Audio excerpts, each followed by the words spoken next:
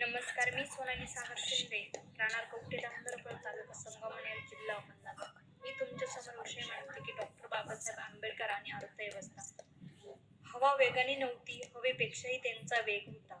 अन्यायाविरुद्ध लढण्याचा त्यांचा इरादा होता, नेक होता. असा रामजी बाबांचा लेख भीमराव आंबेडकर लाखात नाही तर भारतात एक होता. भारतीय राज्यघटनेचे शिल्पकार तसेच स्वतंत्र भारताचे पहिले न्यायमंत्री डॉक्टर बाबासाहेब आंबेडकर यांचा जन्म मध्य प्रदेशातील इंदौर जिल्ह्यातील महू या गावी 14 एप्रिल 1891 रोजी झाला. भीमराव रामजी आंबेडकर हे त्यांचे पूर्ण नाव होते. बालपणापासूनच वडिलांनी भीमरावांना चांगली पुस्तक वाचण्याचा छंद लावला. वयामाने जसे शरीर घडते तसे वाचनाने मस्तक सुधारते हे भीमरावांच्या अंगी रामजींनी पुरेपूर उतरवले. त्यांचे ग्रंथ वाचण्याचे वेड अजब होते. ते ग्रंथालयात ग्रंथ वाचण्यासाठी सर्वात अगोदर जात व सर्वात शेवटी बाहेर पडत. शिक्षण हे समाज परिवर्तनाचे उत्तम माध्यम आहे. बाबासाहेबांनी मनोमन ओळखून दलित समाजाला नवदिशा दिली. लहानपणापासून भीमराव अत्यंत हुशार विद्यार्थी होते. त्या काळी अस्पृश्यतेची विषारी पीक समाजात आपली मुळे घट्ट रोवून डौलाने डोलत होते. त्यास मुळापासून उखडून टाकण्याचा पक्का निर्धार करून बाबासाहेबांनी संघर्ष करण्याचे ठरवले. त्यांनी दलित जनतेला आव्हान केले. शिका, संघटित व्हा, संघर्ष करा. हा मोलाचा संदेश त्यांनी समाज बांधवांना दिला. दलितांच्या, स्त्रियांच्या, गोरगरिबांच्या जीवनात चैतन्याची नवी पहाट आणण्याचे बाबासाहेबांनी ठरवले. त्यांनी मॅट्रिक, BA, MA, PhD अशा अनेक पदव्या घेत डी.लिट. पदवी संपादन केली. अनेक भाषांवर त्यांनी उत्तम प्रभुत्व मिळवले. बाबासाहेबांची भाषा चिंतनशील, अभ्यासपूर्ण, गहन होती. बाबासाहेब आंबेडकर परिस्थितीने श्रीमंत नसले तरी त्यांच्या विचारांनी मात्र गर्भश्रीमंत होते. अनेक पाक्षिके, ग्रंथ, वृत्तपत्र यांचे प्रभावी संपादन करून समाजाच्या प्रश्नांना त्यांनी प्रखर वाचा दिली. भारत देशाला उत्तम राज्यघटना प्रदान करण्याचे अजोड कार्य बाबासाहेबांनी केले. बाबासाहेबांचे व्यक्तिमत्व अष्टपैलू होते. त्यांनी महाड येथील 14 तळ्यांचा सत्याग्रह करून दलितांसाठी तळे खुले केले. दलितांची तहान भागवण्याचे महान मोलाचे कार्य बाबासाहेबांनी केले व अशा या महामानवाने 6 डिसेंबर 1956 रोजी अखेरचा श्वास घेतला. आजच्या प्रत्येक विद्यार्थ्यांनी दलितांचे कैवारे डॉक्टर बाबासाहेब आंबेडकर आदर्श डोळ्यासमोर ठेवून शिक्षण घेतले तर नक्कीच भारताचा भावी नागरिक उत्कृष्ट आदर्श प्रेरक ठरेल यात शंकाच नाही. अंधार फार झाला, आता दिवा पाहिजे. पुन्हा एकदा जाती धर्माने ग्रासलेल्या माझ्या भारत देशाला भिवा पाहिजे. बा म्हणजे बाणेदार, ते स्वभावाने. बा म्हणजे बारकाईने अभ्यास करणारे. सा म्हणजे साधक, ते बौद्ध धर्माचे. हे म्हणजे हेतू ज्यांच्या सर्वसामान्यांचा विकासाचा. व ब म्हणजे बदल समाजात घडवून आणणारे. आंबेडकर म्हणजे आनंद सर्वसामान्यांच्या जीवनी आणिला. बे म्हणजे बेधडक सत्याग्रह केला 14 तळ्याचा. ड म्हणजे डगमगले नाही संकटे आल्यावर. क म्हणजे करते समाज उत्तनीचे. र म्हणजे रयतीचे भारतीय संविधानाचे. असे डॉक्टर बाबासाहेब आंबेडकर. अनेक वर्ष चातुर्वर्ण व्यवस्थेच्या नावाखाली अन्याय सहन करणारे समाज बांधव, ज्यांना खायला भाकरी, प्यायला पाणी व चावायला रस्ता सुद्धा मिळणे कठीण होते, अशा दीन दलितांची अवस्था जाणून त्यांचे अश्रू पुसण्याचे व त्यांना जागण्याचे अधिकार मिळवून देण्याचे कार्य डॉक्टर बाबासाहेब आंबेडकर यांनी केले. अंधारलेले जीवन दिसत नव्हता प्रकाशाचा किरण पुसणे त्यांचे अश्रू देण्यात दीनदलितांचा नवसंजीवन अवतरला एक महामानव डॉक्टर बाबासाहेब आंबेडकर त्यांचे नाव. अशा या महामानवाचा, युग प्रवर्तकांचा, डॉक्टर बाबासाहेब आंबेडकरांचा जन्म मध्य प्रदेशात झाला. माणसाने जन्मभर जरी शिकायचे मनात आणले तरी विद्यासागराच्या कडेला असलेल्या गुडघाभर ज्ञानात फार झाले तर जाता येईल, असे त्यांचे मत होते. शिका, संघटित व्हा आणि संघर्ष करा, हा क्रांतिकारी संदेश त्यांनी सर्वसामान्यांना दिला. बऱ्याच ठिकाणी अस्पृश्यतांना पाणवाठ्यावर पाणी भरण्याचा, पाणी पिण्याचा अधिकार नव्हता. त्यापैकी एक होते महाड येथील 14 तळे. तेथील स्पृश्य लोक अस्पृश्यतांना पाणी भरू देत नव्हते. त्यामुळे डॉक्टर बाबासाहेब आंबेडकर यांनी 20 मार्च 1927 रोजी चवदार तळ्याचा सत्याग्रह केला. बाबासाहेबांनी सर्वप्रथम पाणी उंजळीने पेले, त्यानंतर अनु यांनी चवदार तळ्याचे पाणी पेले. धन्यवाद. नमस्कार. प्रस्तुत विषयाला सुरुवात करण्या अगोदर एक सत्य प्रसंग विषयाची सुरुवात म्हणून तुमच्या समोर प्रस्तुत करतो. जगप्रसिद्ध अर्थतज्ञ डॉक्टर वेल्बी यांचं एक पथक स्वातंत्र्यपूर्व कालखंडात रुपयाच्या अवमूल्यनाच्या चर्चेसंदर्भात भारतात आलं होतं आणि त्यामुळे त्यांनी भारतातल्या विविध जाणकार आणि बुद्धिवंत अर्थशास्त्रज्ञांना चर्चेत सहभागी करून घेण्यासाठी आमंत्रण देखील दिलं होतं आणि त्यात डॉक्टर बाबासाहेब आंबेडकरांचा देखील समावेश होता. परंतु दुर्दैवानं डॉक्टर बाबासाहेब आंबेडकरांना आपलं मत मांडण्यासाठी त्या ठिकाणी सगळ्यात शेवटी आमंत्रित करण्यात आलं आणि ज्या वेळेस बाबासाहेब आपलं मत मांडण्यासाठी उभे राहिले तितक्यात डॉक्टर वेल्बींनी बाबासाहेबांना मधूनच थांबवलं आणि त्यांना सांगितलं की माफ करा आंबेडकर, आता या ठिकाणी मी बऱ्याच जाणकार अर्थशास्त्रज्ञांची मतं जाणून घेतली आहेत आणि ती मला पुरेशी देखील वाटत आहेत, त्यामुळे तुम्ही तुमचं मत मांडलं नाही तरी सुद्धा आम्हाला चालणार आहेत.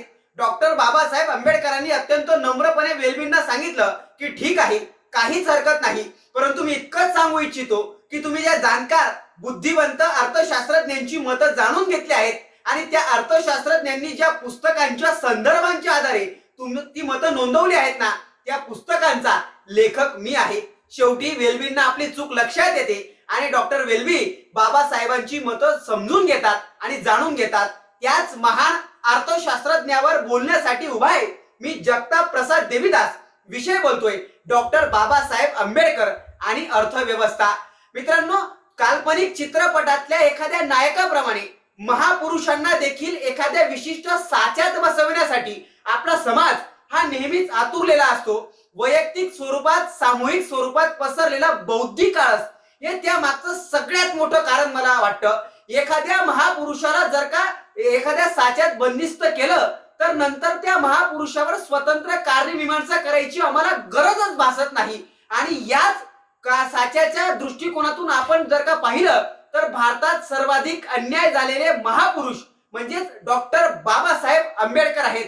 कारण चवदार तळे ते घटनाकार या इतक्या मोठ्या साच्यात त्यांची प्राणप्रतिष्ठा करत असताना त्यांच्या व्यक्तिमत्वातील सगळ्यात मोठा आणि सगळ्यात महत्वाच्या पैलूकडे आपण सगळ्यांनीच दुर्लक्ष करून टाकलं. तो पैलू म्हणजे अर्थशास्त्री डॉक्टर बाबासाहेब आंबेडकर हा आहे. आपल्याला ऐकून आश्चर्य वाटेल मित्रांनो की 2007 चे नोबेल पारितोषिक विजेते आणि जागतिक कीर्तीचे अर्थतज्ञ डॉक्टर अमर्त्य सेन सुद्धा असं म्हणाले होते की माझ्या अर्थशास्त्राच्या ज्ञानाचे पितामह हे डॉक्टर बाबासाहेब आंबेडकर आहेत. इतकं प्रगाढ ज्ञान डॉक्टर बाबासाहेब आंबेडकरांना अर्थशास्त्र या विषयामध्ये अवगत होतं.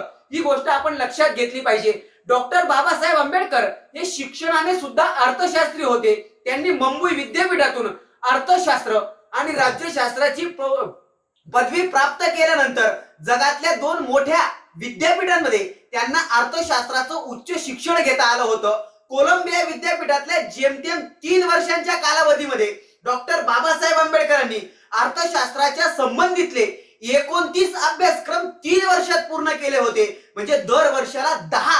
यावरून आपल्याला डॉक्टर बाबासाहेब आंबेडकरांची गती आणि अर्थशास्त्र विषयावरचं प्रेम लक्षात येईल. मित्रांनो, बाबासाहेबांनी लिहिलेला द प्रॉब्लेम्स ऑफ रुपीज हा प्रबंध आज 93 वर्षांनंतर सुद्धा कालबाह्य झालेला वाटत नाही. यावरून बाबासाहेबांच्या अर्थव्यवस्थेवरील दूरदृष्टी आपल्या लक्षात येईल. इतकंच काय तर प्राध्यापक केन्स यांनी पुरस्कार केलेल्या सुवर्ण विनिमय पद्धतीचा त्या काळी डॉक्टर बाबासाहेब आंबेडकरांनी कडाडून विरोध केला होता आणि सुवर्ण विनिमय पद्धतीच्या माध्यमातून ब्रिटिश सरकार जाणीवपूर्वक रुपयाची किंमत ही चढती ठेवण्याचा कार्यक्रम राबवत आहेत असा आरोप सुद्धा बाबासाहेबांनी केला होता. परंतु बौद्धिकतेच्या प्राथमिक पातळीवर असलेल्या लोकांकडून आज सुद्धा चलनाची किंमत राष्ट्राच्या पौरुषत्वाच्या भावनेशी सरळ सरळ जोडल्यामुळे आज सुद्धा असा मूर्खपणा कित्येक लोक करतात.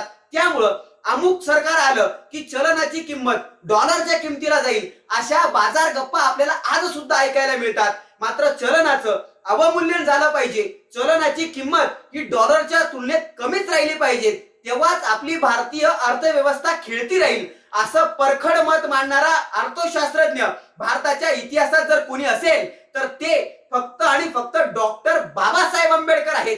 ही गोष्ट आपण लक्षात घेतली पाहिजे. बाबासाहेबांचे शेती संबंधितले अर्थशास्त्र विषयक विचार अत्यंत क्रांतिकारक होते. शेतीतल्या प्रत्येक समस्येचं उत्तर हे अर्थशास्त्रामध्ये दडलेलं आहे असं बाबासाहेबांचं परखड मत होतं. बाबासाहेबांनी आणि म्हणून प्रत्येक समस्येचा तोडगा त्यांनी अर्थशास्त्राच्या माध्यमातून काढण्याचा प्रयत्न केला होता आणि म्हणून the revolution of economical Indian या प्रबंधाच्या माध्यमातून डॉक्टर बाबासाहेब आंबेडकरांनी सन्माननीय आयोजक, संघर्ष फाउंडेशन कोल्हापूर आणि समस्त जनहो, मी दीक्षा सुग्रीव गायकवाड, लातूर जिल्हा येथून आज डॉक्टर बाबासाहेब आंबेडकर व अर्थव्यवस्था याविषयी थोडक्यात बोलणार आहे. डॉक्टर बाबासाहेब हे एक महान अर्थतज्ज्ञ होते. त्यांनी कोलंबिया विद्यापीठात MA शिक्षण घेत असताना प्राचीन भारतीय व्यापार आणि PhDसाठी ब्रिटिश भारतातील प्रांतिक अर्थरचनेची उत्क्रांती असे त्यांनी विषय घेतले होते. त्याचप्रमाणे लंडन स्कूल ऑफ इकॉनॉमिक्समध्ये DSCचे शिक्षण घेत असताना त्यांनी द प्रॉब्लेम ऑफ रुपी हा ग्रंथ लिहिला. हिल्टन यंग आयोगापुढे त्यांनी दिलेली साक्ष ही चलनाच्या प्रश्नाच्या दृष्टीने अतिशय महत्त्वाची होती. डॉक्टर बाबासाहेब आंबेडकरांनी administration and finance of the East India Company व the evolution of provincial in finance in British India व the problem of rupee, its origin and its solution इत्यादी महत्त्वपूर्ण ग्रंथ लिहिली आहेत. या ग्रंथावरच आधारित भारतीय रिझर्व्ह बँकेची स्थापना झालेली आहे. डॉक्टर बाबासाहेब आंबेडकरांनी आपल्या भारत देशाला आर्थिक क्षेत्रात बरेच काही दिलेले आहे व त्याचबरोबर डॉक्टर बाबासाहेब आंबेडकर आपले आर्थिक विचार मांडत असताना असे म्हणतात की शैक्षणिक आणि आर्थिकदृष्ट्या सक्षम असलेला समाजच प्रगत राष्ट्र घडवू शकतो. डॉक्टर बाबासाहेबांनी कृषी अर्थव्यवस्थेसाठी अत्यंत मौलिक असे विचार मांडलेले आहेत. Small holding in India and their remedies हा भारतीय प्रश्नावरील मूलभूत भाष्य करणारा शोधनिबंध त्यांनी लिहिला. त्यामध्ये डॉक्टर बाबासाहेबांनी कृषी अर्थव्यवस्थेला आर्थिक क्षेत्रात आर्थिक महत्त्व दिलेले आहे. भारतीय कृषी समस्यामध्ये कृषी उत्पादन, शेतजमिनीचा आकार, धारण क्षेत्र, जमीन धारणेची क्षमता यांचे चिंतन केले आहे. आपल्या प्रबंधात बाबासाहेब म्हणतात, गुंतवणुकीपेक्षा परतावा जास्त असेल तरच व्यवसाय फायद्याचा समजला पाहिजे. भारतीय शेती सुधारायची असेल तर भांडवल व इतर साधन सामग्रींची उपलब्धता ही वाढवलीच पाहिजे. अपुऱ्या भांडवलामुळे मोठ्या आकाराच्या शेतजमिनीसुद्धा निरुत्पादक होतात, तर याउलटच संसाधने मुबलक प्रमाणात असतील तर लहान आकाराच्या जमिनीसुद्धा उत्पादक बनतील. शेती हे केवळ उपजीविकेचे साधन नसून ते राष्ट्रीय उत्पन्नाचे स्रोत आहे. ग्रामीण भागामध्ये आर्थिक विकासाचे साधन हे फक्त आणि फक्त शेतीच आहे. त्यामुळे शेतीकडे उद्योग म्हणूनच पाहिले पाहिजे. त्याचबरोबर शेतकऱ्यांचा त्यामुळे आर्थिक स्तरही उंचवला जाईल. ग्रामीण भागात परिवर्तन होईल व राष्ट्राची अर्थव्यवस्था मजबूत होईल. रोजगार निर्मितीमुळे स्थलांतराचे प्रमाणही कमी होईल. बाबासाहेबांना वाटत होते की शेतीपासून उद्योगधंद्यांची फारकत होणे हे अर्थव्यवस्थेला अत्यंत धोकादायक ठरेल. भारताचा विकास हा औद्योगिकीकरणाशिवाय अशक्य आहे. भांडवलाचा तुटवडा हीच भारतीय शेतीची खरी समस्या आहे व त्याचबरोबर औद्योगिक वस्तूंचे उत्पादन वाढून त्यांचा मोठ्या प्रमाणात खप वाढतो. यासाठी कच्चा माल व कामगारांची मागणी वाढते. परदेशी भांडवलावरील आपले अवलंबित्व ही कमी होते. या सर्व घटकांमुळे देशाचा आर्थिक स्तर लवकरात लवकर उंचावला जातो. शेतीमधल्या समस्यावर सशक्त औद्योगिकीकरण हाच उत्तम उपाय राहील असे डॉक्टर बाबासाहेबांनी सुचविले होते. डॉक्टर आंबेडकरांनी शेती आणि उद्योग क्षेत्रात विचार मांडताना पाणी व विजेचेही महत्त्व अधोरेखित केलेले आहे. त्यांच्याच दूरदृष्टीचा भाग म्हणजे देशात धरणे बांधून त्यातील पाण्याचं सिंचन, विद्युत निर्मिती व ऊर्जेच्या विकासाकरिता प्रत्येकी 2 मंडळांची स्थापना करून देशात दामोदर, हिराकुंड, सोने नदी प्रकल्प इत्यादी धरणे अस्तित्वात आणले. त्याचबरोबर 1945 मध्ये नदीखोरे हे एकात्मिक विकासाचे एकक धरावे असेही त्यांनी फरमावले. कृष्णा, कोयना, गोदावरी, तापी यातील पाणी वाया जाऊ नये म्हणून नद्याजोड प्रकल्प राबवावेत असेही त्यांनी सुचविले. जल ही संपत्ती असल्याने तिचे वितरण योग्य पद्धतीनेच झाले पाहिजे असे त्यांचे मत होते. आज देशात जी काही मोठी धरणे आहेत ते योग्य आहेत ती डॉक्टर बाबासाहेबांच्या दूरदृष्टीमुळे झालेली आहेत. त्यांच्या ह्या ऊर्जा धोरणामुळे औद्योगिकरणास चालना मिळालेली आहे. एवढे बोलून मी माझे 2 शब्द संपविते. जय महाराष्ट्र. आपल्या ज्ञानाच्या प्रकाशातून अज्ञानाचा अंधकार दूर करून या समाजामध्ये दीन, दलित, मध्यमवर्गीय माणसाला न्यायाचं आणि आत्मसन्मानाचं जीवन जगण्याचा अधिकार देणारे म्हणजेच क्रांतीसूर्य, यक्षमूर्ती, समाज प्रबोधनकार, भारतरत्न डॉक्टर बाबासाहेब आंबेडकर. डॉक्टर बाबासाहेब आंबेडकर म्हटलं की क्रांतीची मशाल, डॉक्टर बाबासाहेब आंबेडकर म्हटलं की समाज विभूती, आणि बाबासाहेब म्हणजे या देशाचे संविधानाचे शिल्पकार. परंतु नोबेल पुरस्कार विजेते डॉक्टर अमर्त्य सेन असे म्हणतात की ज्या पद्धतीने बाबासाहेबांची सामाजिक प्रतीची बाजू ही मांडण्यात आली, त्याच पद्धतीने बाबासाहेबांची अर्थव्यवस्थेतलं योगदान हे कधीही समाजापुढे ना कुठल्या साहित्यिकानं मांडलं, ना कुठल्या विचारवंतानं मांडलं, ना कुठल्या एका राजनेत्याने, कुठल्याही माणसानं कधीही मांडलं गेलं नाही. आणि त्याच विषयाला अनुसरून व्यासपीठावर सावित्री ज्योती करंडक संघर्ष फाउंडेशन आयोजित ऑनलाईन वक्तृत्व स्पर्धेमध्ये विषय घेऊन उपस्थित आहे. मी अमरजित सिंग प्रेमसिंग गिरासे, तावखेडा तालुका शिंदखेडा जिल्हा धुळे येथून मॅनेजमेंट अँड रिसर्च इन्स्टिट्यूटचा MSc सेकंड इयरचा विद्यार्थी. माझा आजचा विषय डॉक्टर बाबासाहेब आंबेडकर आणि त्यांचं अर्थक्षेत्रातील योगदान. मित्रांनो, संविधानाचे शिल्पकार डॉक्टर बाबासाहेब आंबेडकर यांनी अमेरिका येथे कोलंबिया विद्यापीठात द एशियन इंडियन कॉमर्स या ठिकाणी MA ही पदवी संपादन केली. आणि बाबासाहेब याच अर्थशास्त्राचा विषयावर सिडनेहॅम कॉलेज मुंबई येथे प्रोफेसर म्हणून, प्राध्यापक म्हणून त्यांनी काम पाहिलं. त्यांचा अर्थशास्त्रातला विचार एवढा प्रगल्भ होता की खुद्द ब्रिटिश अधिकाऱ्यांना सुद्धा त्यांच्याकडून सल्ले घ्यावे लागत असे. पुढे बाबासाहेबांनी इंग्लंड स्कूल ऑफ इकॉनॉमिक्समध्ये त्या ठिकाणी PhD केली. त्यांचा BScचा विषय होता त्यांचा BScचा विषय होता द प्रॉब्लेम ऑफ रुपीट्स ऑफ ओरिजिन. हा शोधनिबंध त्यांनी लिहिला. पुढे याच शोधनिबंधाचं फार मोठ्या प्रमाणात ग्रंथात बाबासाहेबांनी रूपांतर केलं. आणि पुढे याच शोधनिबंधाला अनुसरून प्रॉब्लेम ऑफ रुपीज ॲट्स ओरिजिन याच ग्रंथाला अनुसरून बाबासाहेबांनी रिझर्व्ह बँकची स्थापना केली आणि भारतीय रुपयाची चलन पद्धत नेमकी कशी असावी हे बाबासाहेबांनी ग्राह्य करून लोकांना दाखवून दिलं. बाबासाहेब नेहमी म्हणत की ज्या देशाचा विकास करायचा असेल त्या देशाची अर्थव्यवस्था ही प्रगल्भ असली पाहिजे, त्या देशाचा अर्थव्यवस्थेचा कणा हा प्रगल्भ असला पाहिजे.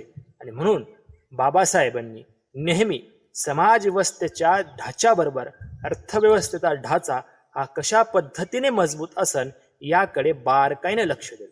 आणि म्हणून यालाच अनुसरून जागतिक कीर्तीचे अर्थशास्त्रज्ञ जनरल केन्स हे ज्यावेळेस भारतात आले त्यावेळेस जनरल केन्स म्हणाले की जर अर्थव्यवस्थेची त्या ठिकाणी व्यवस्थित पायाभरणी करावी लागत असेल तर सुवर्ण विनिमय पद्धती अंमलात आणणं गरजेचं आहे. परंतु बाबासाहेबांनी याच सुवर्ण विनिमय पद्धतीला फार मोठ्या प्रमाणात विरोध दर्शवला. आता सुवर्ण विनिमय पद्धत म्हणजे नेमकी काय, तर बाबासाहेब सुवर्ण विनिमय पद्धत म्हणजेच की पैशांचा व्यवहार हा कुठल्याही रुपयानं न होता, पैशांचा व्यवहार हा कुठल्याही धान्य किंवा मुलाने न होता तो सोन्याच्या माध्यमातून घडला गेला पाहिजे, सोन्याच्या माध्यमातून घडला गेला पाहिजे. आणि केन्स याच युक्तीला बाबासाहेबांनी the problems of its origin या रुपीज याच ग्रंथामध्ये विरोध केला. बाबासाहेब म्हणत की सुवर्ण विनिमय पद्धती चिरकाळ टिकणारी नाहीये. अर्थव्यवस्था जर उभी राहायची असेल तर त्यासाठी विशिष्ट पद्धतीची चलन पद्धती अंमलात आणली पाहिजे. आणि केन्स याच धोरणाला विलंबित करत बाबासाहेबांनी रुपयाची त्या ठिकाणी निर्मिती केली आणि भारतीय अर्थव्यवस्थेचा पायाभरणी बाबासाहेबांनी केली. आणि बाबासाहेबांच्या याच धोरणाला अनुसरून आज 60 वर्षानंतर कळतं की बाबासाहेबांच्या अर्थव्यवस्थेच्या बाबतीत किती प्रगल्भ असे विचार असतील. पुढे हिल्टन अँड कमिशनची स्थापना ब्रिटिश गव्हर्नमेंटने केली. आता हिल्टन अँड कमिशनमध्ये ग्रामीण भागातल्या अर्थव्यवस्थेवरती अभ्यास असणारा प्रचंड अर्थशास्त्री हा होता. त्यात ग्रामीण व्यवस्थेवरचा एक प्रगल्भ असा प्रचंड अभ्यास, ग्रामीण मूलभूततेशी संरचनेशी जडलेला घडलेला आणि मुरलेला अर्थशास्त्री त्यांना हा होता. आणि तोच म्हणजे अर्थशास्त्री म्हणजेच डॉक्टर बाबासाहेब आंबेडकर, की जे कोलंबिया विद्यापीठात शिकले, ज्यांनी मागच्याच वाक्याप्रमाणे की त्यांनी मुंबईच्या सिडनहॅम कॉलेजमध्ये प्रोफेसर म्हणून काम केलं आणि ब्रिटिश सरकारनं तत्कालीन रिझर्व्ह बँकच्या स्थापनेच्या वेळी डॉक्टर बाबासाहेब आंबेडकरांची मदत घेतली.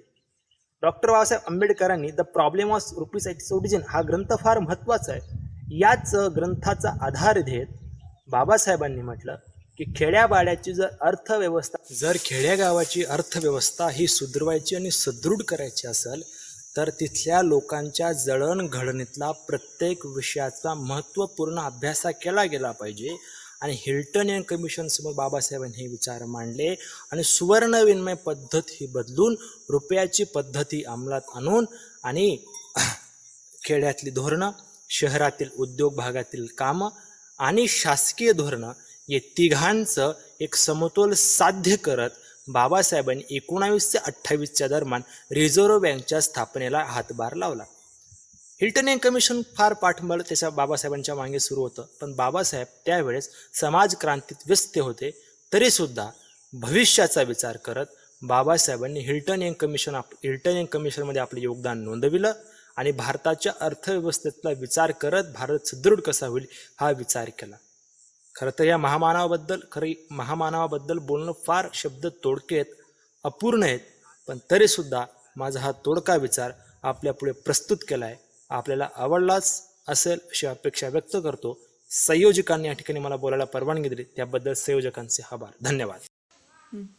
गुलामाला गुलामीची जाणीव करून दिल्याशिवाय तो बंड करून उठणार नाही. त्यासाठी शिका, संघटित आणि संघर्ष करा हा मूलमंत्र डॉक्टर बाबासाहेब आंबेडकरांनी तुम्हाला दिला.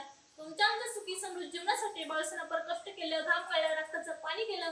अरे झगडले, झुंजले, झिजले बाबासाहेबांचा ध्येय झिजला म्हणून तुमचा आमचा ध्येय सुद्धा हे नीट लक्षात ठेवा. अरे म्हणूनच काळाच्या पटलावर अनेक नेते झाले. कुणी आमदार झालं, कुणी खासदार झालं, कुणी मंत्री झालं, कुणी मुख्यमंत्री झालं. आले तसे निघून गेले, मात्र एक नाव चिरंत राहिले. ते नाव म्हणजे डॉक्टर बाबासाहेब आंबेडकर.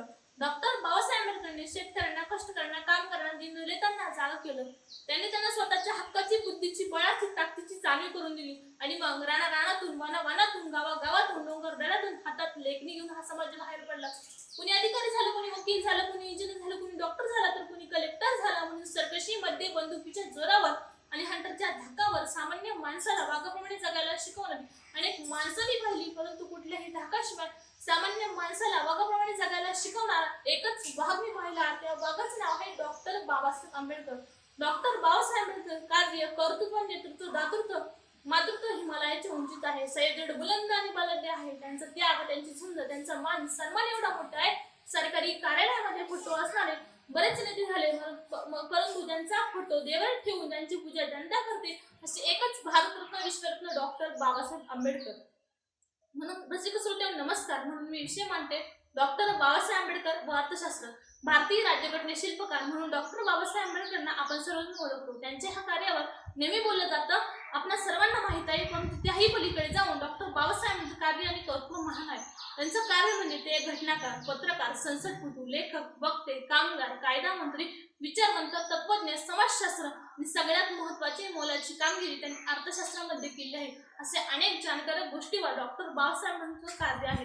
डॉक्टर बाबासाहेब आंबेडकरांनी अर्थशास्त्रामध्ये अनेक विचार मांडले. त्यांचा मूळ विषय अभ्यास विषयक अर्थशास्त्र हा होता. त्यांनी अर्थशास्त्रामध्ये सखोल असं ज्ञान प्राप्त केलं आहे. म्हणून डॉक्टर बाबासाहेब आंबेडकरांना सर्वश्रेष्ठ अर्थज्ञ म्हणून ओळखलं जात होतं. अर्थशास्त्रामध्ये नोबेल पारितोषिक प्राप्त असणारे डॉक्टर अमर्त्य सेन यांनी डॉक्टर बाबासाहेब आंबेडकरांना आदर्श गुरु मानलं होतं. ते असं म्हणत की डॉक्टर बाबासाहेब आंबेडकरांचं कार्य आणि कर्तृत्व महान आहे. पूर्वी कामगारांना 12 तास काम करावं लागायचं, आता मात्र 8 तास काम करावं लागतं. ही देण जर कुणाची असेल तर ही देण डॉक्टर बाबासाहेब आंबेडकरांची आहे. भारतातील पाणी संकट दूर हो यासाठी उत्कृष्ट जल व्यवस्थापन डॉक्टर बाबासाहेब आंबेडकरांनी केलं. यावर डॉक्टर सुखदेव थोरात यांनी लिहिलेल्या आंबेडकर सुबोल इन इकॉनॉमिक्स या इंग्रजी ग्रंथात ते असं म्हणतात की भारतातील मुख्य धरणांची पायाभरणी डॉक्टर बाबासाहेब आंबेडकरांनी केली. त्यामध्ये तुळशी नदी, दामोदर नदी, महानदी यासारखे अत्यंत महत्त्वाचे प्रकल्प डॉक्टर बाबासाहेब आंबेडकरांनी मार्गी लावली. म्हणजे भारताला जर का पाण्याच्या दुष्काळापासून मुक्त करायचे असेल तर त्यासाठी मोठ्या नद्या छोट्या नद्यांना जोडली गेली पाहिजे ही भूमिका डॉक्टर बाबासाहेब आंबेडकरांनी मांडली. एस.सी. हर्ट नावाचा जागतिक कीर्तीचा जलतज्ञ आहे. त्यांनी आपल्या इंग्रजी ग्रंथात पुस्तकात असं म्हटलं होतं की डॉक्टर बाबासाहेब आंबेडकर वीज निर्मिती संदर्भात आणि जलनिर्मिती संदर्भात जे कार्य आहे ते भारताच्या आधुनिक विकासाचं कार्य आहे. असं उत्कृष्ट असं कार्य डॉक्टर बाबासाहेब आंबेडकरांचं आहे. त्यांच्या ह्या कार्यावर खूप जण बोलले जातात. म्हणून यावर आधार दिवसेल तर असं म्हणतात, मी मरेल तर डॉक्टर बाबासाहेब आंबेडकरांसाठी आणि जगेल तर डॉक्टर बाबासाहेब आंबेडकरांसाठी. शिक्षणासाठी संघर्ष करून 18 तास अभ्यास करून त्यांनी मोठ्या पदव्या बहाल केल्या. त्यांनी त्यांच्या शिक्षणाचा बुद्धीचा उपयोग देशाच्या व समाजाच्या उद्धारासाठी केला. त्यांचे सामाजिक, राजकीय, आर्थिक, धार्मिक कार्य अत्यंत महत्त्वाचे प्रेरणादायी आहे. म्हणून डॉक्टर बाबासाहेब आंबेडकरांच्या कार्य आणि कर्तृत्वाचा आपल्या सर्वांनाच अभिमान वाटावा असं त्यांचं कार्य आहे. 12 जानेवारी 1920 रोजी बाबासाहेबांनी मूक नाईक हे पत्रक सुरू केले. अस्पृश्यांची जागृती करण्यासाठी तसेच अस्पृश्यांच्या समस्या देशसमोर मांडण्यासाठी त्यांनी मूक नाईक हे पत्रक सुरू केले. 21 आणि 22 मार्च 1929 रोजी बहिष्कृत वर्गाची परिषद डॉक्टर बाबासाहेब आंबेडकरांच्या अध्यक्षतेखाली भरली होती. परिषदेच्या दुसऱ्या दिवशी छत्रपती शाहू महाराज म्हणाले, डॉक्टर बाबासाहेब आंबेडकर हे तुमचा उद्धार केल्याशिवाय राहणार नाही. एवढंच नाही तर अशी एक वेळ येईल की संपूर्ण हिंदुस्थानाचे पुढारी होतील. अशी वेळ आली. डॉक्टर बाबासाहेब आंबेडकर संपूर्ण हिंदुस्थानाचे पुढारी झाले. डॉक्टर बाबासाहेब आंबेडकरांच्या सामाजिक जीवनातली ती पहिली परिषद भरली होती. 12 ऑक्टोबर 1935 रोजी येवला येथे बाबासाहेब धर्मांतराची घोषणा केली. ते म्हणाले, जरी मी हिंदू म्हणून जन्माला आलो तरी हिंदू म्हणून मरणार नाही. देशातील महिलांच्या हक्कासाठी बाबासाहेब हिंदू कोडबिल संसदेत मांडले होते, परंतु त्याला विरोध असल्यामुळे ते संमत होऊ शकले नाही. म्हणून डॉक्टर बाबासाहेब आंबेडकर 28 ऑक्टोबर 1952 आपल्या मंत्रिपदाचा राजीनामा पाठवला. त्यांनी महिलांच्या हक्कासाठी मंत्रिपदाचा त्याग केला. सत्तेपेक्षा महिलांना हक्क मिळवणं त्यांना अधिक महत्त्वाचं वाटलं. म्हणून त्यांनी सत्ता सोडली, पण सत्तेसाठी आपलं तत्व कधीच सोडलं नाही. एवढी कुशाग्र बुद्धिमत्त असणारे डॉक्टर बाबासाहेब आंबेडकर होते. या उलट जर आम्ही आजच्या राजकारणाने बघितले तर तत्वासाठी आपली सत्ता सोडतील, पण सत्तासाठी आपले तत्व कधीच सोडणार नाही. एवढे अशा आजच्या राजकारणाची स्थिती होऊन गेली आहे. पण आजच्या राजकारणी तत्व सोडतील पण सत्ता सोडणार नाही. डॉक्टर बाबासाहेब आंबेडकरांचं कार्य महान आहे. त्यांच्या कार्यामुळे आपण सर्वजण अभिमानाने जगतो. डॉक्टर बाबासाहेब आंबेडकर असं म्हणतात, जर काळाच्या प्रवाहात टिकून राहायचं असेल तर आधी इतिहास वाचला पाहिजे, इतिहास जाणला पाहिजे, आपल्या पूर्वजांच्या वाटेला आलेला भूतकाळ जाणला पाहिजे, तरच वर्तमान काळातील चुका सुधारता येतील आणि भविष्यकाळ उज्ज्वल करता येतो. वाचून अभ्यास करून बेसंग राहणं हे का महत्त्वाचं तर डॉक्टर बाबासाहेब आंबेडकरांनी आपल्या पूर्वजांचा इतिहास जाणला होता. आपल्या पूर्वजांच्या वाटेला आलेला भूतकाळ जाणला होता. त्यांनी आपल्या पूर्वजांनी केलेले कष्ट बघितले होते. म्हणून डॉक्टर बाबासाहेब आंबेडकरांनी आपल्या समाजासाठी अनेक कष्ट उपसले. डॉक्टर बाबासाहेब आंबेडकरांना त्यामुळे अनेक असा त्रासही झाला. डॉक्टर बाबासाहेब आंबेडकरांचं एक महत्त्वाचं कार्य म्हणजे भारतातील रिझर्व्ह बँकेची स्थापना डॉक्टर बाबासाहेब आंबेडकरांनी केली. त्यामध्ये डॉक्टर बाबासाहेब आंबेडकरांचा सिंहाचा वाटा आहे. डॉक्टर बाबासाहेब आंबेडकरांना अर्थशास्त्रामध्ये गाड्या अभ्यासक म्हणून ओळखलं जात होतं. तर याही पलीकडे जाऊन त्यांनी अर्थशास्त्रामध्ये शेकडो असं ग्रंथांचं सखोल असं ज्ञान प्राप्त केलं होतं. अशी खूप मोठी डॉक्टर बाबासाहेब आंबेडकरांची कामगिरी आहे. म्हणून यावर वामनदास असं म्हणतात, भीमा तुझ्या मताची जर का 4 लोक असते ना तर तलवारीचे टोक न्यारीच असते. म्हणून भीमाच्या मताचे आपण लोक निर्माण करूया. 400 लोक निर्माण करूया. डॉक्टर बाबासाहेब आंबेडकरांच्या कर्तृत्वाचा, त्यांच्या कार्याचा, त्यांच्या जीवन कार्याचा आपण आढावा घेऊया. आपल्या जीवनामध्ये आपण बदल करूया आणि त्यांचे विचार हिंदुस्थानच्या मातीच्या कानाकानीमध्ये रुजवे. एवढंच बोलून मी थांबते. जय हिंद, जय भारत.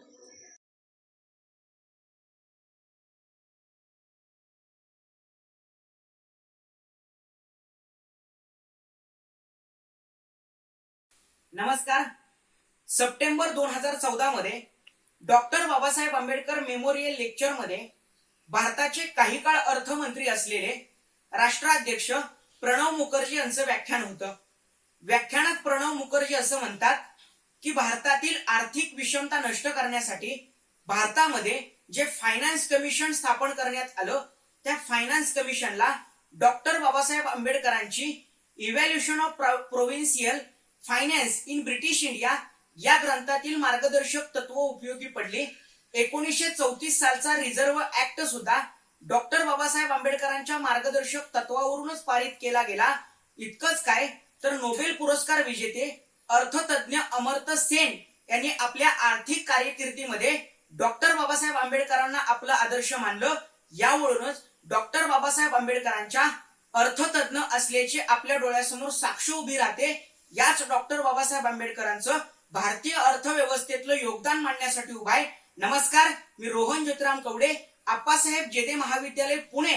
विषय मांडतोय डॉक्टर बाबासाहेब आंबेडकर व अर्थव्यवस्था. मित्रांनो, डॉक्टर बाबासाहेब आंबेडकरांनी 1923 साली झालेल्या परिषदेमध्ये ब्रिटिशांच्या आर्थिक शोषणाविषयीचे खडे फोडलेले पाहायला मिळतात आणि वेळोवेळी इथल्या समाजाला इथल्या ब्रिटिशांच्या आर्थिक शोषणाची जाणीव करून दिलेली पाहायला मिळते.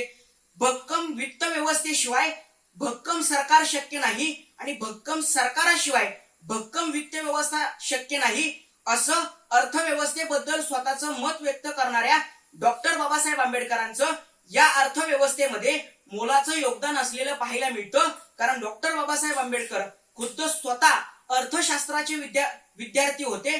डॉक्टर बाबासाहेब आंबेडकरांचा एकूणच शैक्षणिक प्रवास किंवा विद्यापीठीय प्रवास हा अर्थशास्त्र विषयामध्ये गेलेला पाहायला मिळतो. त्यांनी अनेक पदव्या या अर्थशास्त्रामध्ये संपादन केलेल्या पाहायला मिळतात आणि त्याच्या माध्यमातून वेगवेगळी मतं डॉक्टर बाबासाहेब आंबेडकरांनी मांडलेली पाहायला मिळतात. डॉक्टर बाबासाहेब आंबेडकरांना एका बाजूला फ्रेंच राज्यक्रांतीतून स्वातंत्र्य, समता आणि बंधुता ही उगम पावलेली तत्व सुद्धा पाहिजे होती, तर दुसऱ्या बाजूला रशियन राज्यक्रांतीतून जन्म पावलेलं आर्थिक समानतेचं सुद्धा तत्व पाहिजे होतं. फक्त डॉक्टर बाबासाहेब आंबेडकरांना रशियन साम्यवादी अर्थव्यवस्था आणण्यासाठी ज्याप्रमाणे रशियामध्ये लष्करशाही, हुकुमशाही प्रस्थापित केली होती, ही पद्धत मात्र डॉक्टर बाबासाहेब आंबेडकरांना चुकीची वाटत होती. भारतामध्ये किंवा भारतीय अर्थव्यवस्थेमध्ये डॉक्टर बाबासाहेब आंबेडकरांना घटनात्मक शासकीय समाजवाद आणायचा होता. त्याच्यासाठी त्यांनी 1943 साली शेड्युल्ड कास्ट फेडरेशनच्या वतीनं घटना समितीला जो अहवाल सादर केला होता त्याच्यामध्ये घटनात्मक शासकीय समाजवादाची मागणी केलेली पाहायला मिळते. यावरूनच डॉक्टर बाबासाहेब आंबेडकरांचं या अर्थव्यवस्थेमधलं आपले विचार कळून येतात. एका बाजूला डॉक्टर बाबासाहेब आंबेडकरांनी घटनात्मक शासकीय समाजवादाची जरी मांडणी केलेली असली तरी दुसऱ्या बाजूला डॉक्टर बाबासाहेब आंबेडकर मुक्त अर्थव्यवस्थेचे उद्गाते सुद्धा आपल्याला पाहायला मिळतात. कारण डॉक्टर बाबासाहेब आंबेडकरांनी 1923 सालीच जागतिकीकरण, उदारीकरण आणि खासगीकरण यांना चालना मिळावी, भारताचं उत्पादन वाढावं आणि तो रोजगार निर्माण व्हावेत याच्यासाठी मुक्त अर्थव्यवस्थेला सुद्धा चालना मिळावी, त्याच्यामध्ये सुद्धा त्यांनी आपले मत किंवा त्याच्यामध्ये सुद्धा त्यांनी आपले विचार मांडलेले पाहायला मिळतात. डॉक्टर बाबासाहेब आंबेडकरांना राजकीय लोकशाही बरोबरती सामाजिक आणि आर्थिक लोकशाही प्रस्थापित करायची होती, त्यामुळे त्यांनी समाजवाद मांडला. तर दुसऱ्या बाजूला विकसित भारत व्हावा म्हणून त्यांनी भांडवलवाद सुद्धा स्वीकारलेला आपल्याला पाहायला मिळतो. परंतु त्याच्यामध्ये डॉक्टर बाबासाहेब आंबेडकरांचं एक मत असं होतं की परकीयांच्या चलनाबरोबरती किंवा परकीयांच्या बरोबरती आपल्या भारतीय चलनाचं मूल्य मात्र कमी झालं नाही पाहिजे. आपल्या भारतीय चलन व्यवस्थेमध्ये आपल्या रुपयाचं मूल्य मात्र स्थिर राहिलं पाहिजे, असं डॉक्टर बाबासाहेब आंबेडकरांचं मत होतं. डॉक्टर बाबासाहेब आंबेडकरांनी इथल्या महसूल व्यवस्थेमध्ये सुद्धा आपले विचार मांडलेले आहेत. डॉक्टर बाबासाहेब आंबेडकर असं म्हणतात की इथली महसूल व्यवस्था ही आर्थिक शोषणाला बळी खत पाणी देणारी आहे. कारण इथली कर पद्धती ही क्रूर चेष्टा करणारी आहे. कारण समाजरूपी शरीरामध्ये जिथे दाट रक्त आहे तिथं सुरी चालवली जात नव्हती. जिथं गरिबी आणि दुर्गमतेनं किंवा दुर्लभतेनं इथला समाज सोसत आहे त्याच्यावरतीच त्याच्याच मात्र मानगुटीवरती सुरी चालवली जात होती.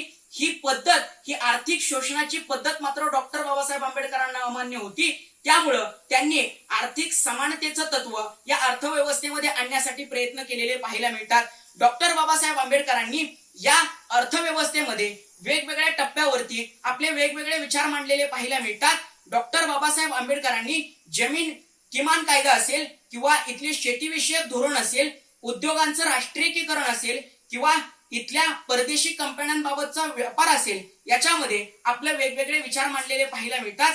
डॉक्टर बाबासाहेब आंबेडकरांनी आर्थिक धोरणांचं किंवा आर्थिक साधन सामग्रीचं विकेंद्रीकरण व्हावा म्हणून भारतामध्ये दर 5 वर्षाला जो वित्त आयोग स्थापन केला जातो, त्या वित्त आयोगाची मुळं सुद्धा डॉक्टर बाबासाहेब आंबेडकरांनी कोलंबिया विद्यापीठात सादर केलेल्या प्रबंधात आपल्याला पाहायला मिळतात.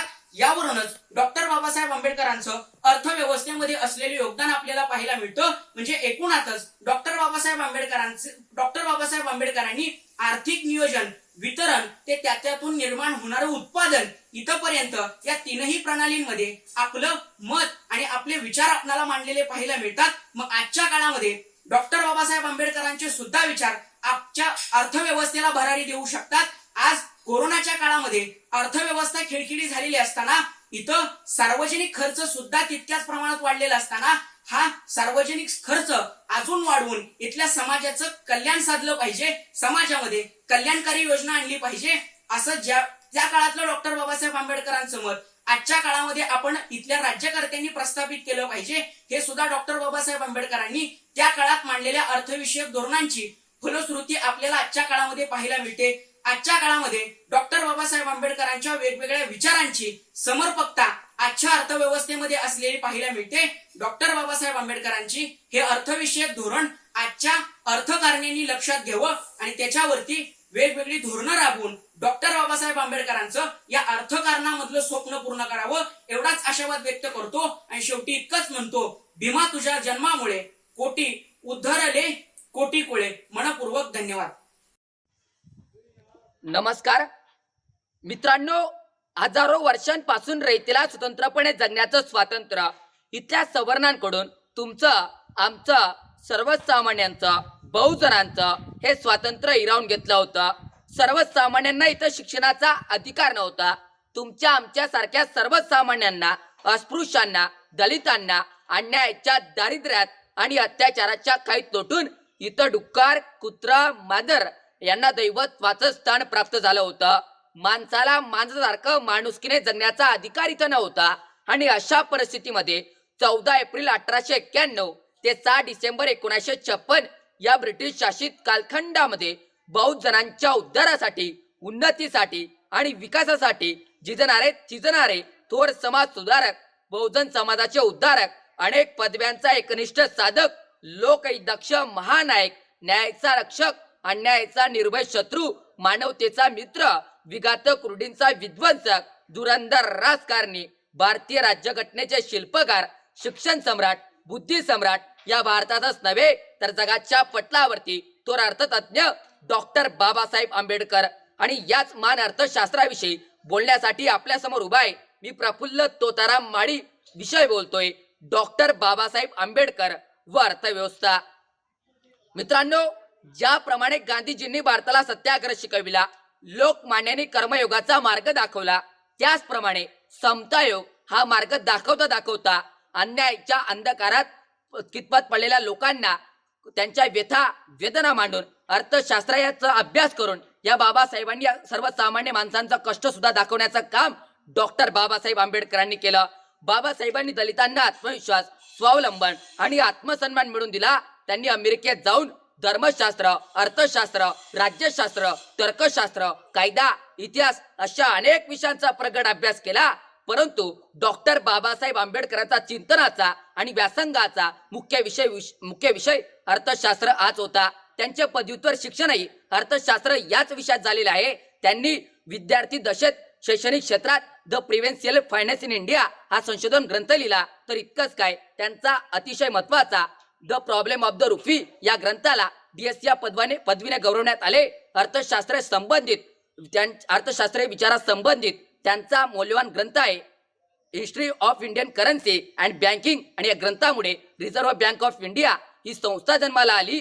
आणि म्हणूनच ठीक आहे, डॉक्टर बाबासाहेब आंबेडकरांची लंडन व अमेरिकेत महत्वाची ओळख आहे, ती म्हणजेच थोर अर्थतज्ञ डॉक्टर बाबासाहेब आंबेडकर म्हणून. अर्थतज्ञ डॉक्टर बाबासाहेब आंबेडकर म्हणजेच प्रचंड बुद्धिमत्ता. बाबासाहेबांना प्रत्येक क्षेत्राचे परिपूर्ण ज्ञान व माहिती होती. सामाजिक, राजकीय, आर्थिक, धार्मिक, पत्रकारिता अशा विविध क्षेत्रात आपल्या अमोघ वक्तृत्वाने व कुशल नेतृत्वाने डॉक्टर बाबासाहेब आंबेडकर यांनी दलितांच्या, श्रमिकांच्या, शोषितांच्या, विस्थापितांच्या अंधकारमय जीवनाला प्रज्ञेचा संदेश दिला आणि गलित गात्र झालेल्या मनामनातून समाज क्रांतीचे स्फुरलिंग चेतून मुरदाट झालेल्या समाजाला आपल्या हक्काप्रती जागृत केले. मित्रांनो, बाबासाहेबांचं अर्थशास्त्र या विषयात कार्य, कर्तृत्व, दातृत्व, नेतृत्व, मातृत्व हे हिमालयाच्या उंचीच आहे आणि सह्याद्री एवढा बुलंद आणि बलाढ्य देखील आहे. डॉक्टर बाबासाहेब आंबेडकर व अर्थव्यवस्था म्हणजेच समाजासाठी असीम त्याग करणारे, दलित समाजाला हक्क मिळवून देणारे, माडचा सत्याग्रह, मनुस्मृतीचे धन, मंदिर सत्याग्रह, शेतकऱ्यांचा कैवारी, गोलमेज परिषद, पुणे करार, स्वतंत्र मजूर पक्ष, बहिष्कृत हितकारणी सभेची स्थापना, दलित शिक्षण संस्थेची स्थापना, पीपल्स एज्युकेशन सोसायटीची स्थापना, महिलांसाठी कार्य, स्वातंत्र्य लढ्यात सहभाग, शिक्षणासाठी, समाजाच्या कल्याणासाठी आयुष्यभर झटणारा, शिका, संघटित व्हा आणि संघर्ष करा असा मूलमंत्र देणारा, तर इतकंच काय, शेतीवर आधारित अर्थशास्त्र या विषयात ग्रामीण, शहरी, उद्योगपूरक अशा विविध क्षेत्रात अर्थशास्त्र या विषयाचं निरीक्षण करणारा, रुपयांचे मूल्य, कामगारांच्या श्रमाचे मूल्य, कामगारांच्या तासांचे मानसशास्त्रीय गणित, बँकिंगचे महत्व असा अथांग कार्य करून या भारताची अर्थव्यवस्था बळकट करणारा महामानव म्हणजेच थोर अर्थतज्ञ डॉक्टर बाबासाहेब आंबेडकर. मित्रांनो, डॉक्टर बाबासाहेब आंबेडकर या अर्थशास्त्र या विषयात प्रचंड ज्ञानी होते आणि या बाबासाहेबांनी स्वातंत्र्य, समता, बंधुता आणि न्याय या मूलभूत लोकशाही तत्वांची पुरस्कार करणारी या भारताची अर्थव्यवस्था सुदृढ ठेवण्यासाठी 26 जानेवारी 1950 रोजी या भारताची राज्यघटना आमच्या हातामध्ये देण्याचं काम केलं. आणि राज्यघटना दिल्यानंतर मित्रांनो, तुम्हा आम्हाला लिहिण्याचं, बोलण्याचं, समाज प्रबोधन करण्याचं, संघटित होण्याचं, धर्मचिकित्सा करण्याचं स्वातंत्र्य मिळाले. तर इतकंच काय, या बाबासाहेबांच्या घटनेमुळे गरीबाचा मुलगा या देशामध्ये कलेक्टर झाला, गरीबाचा मुलगा या देशामध्ये तहसीलदार झाला.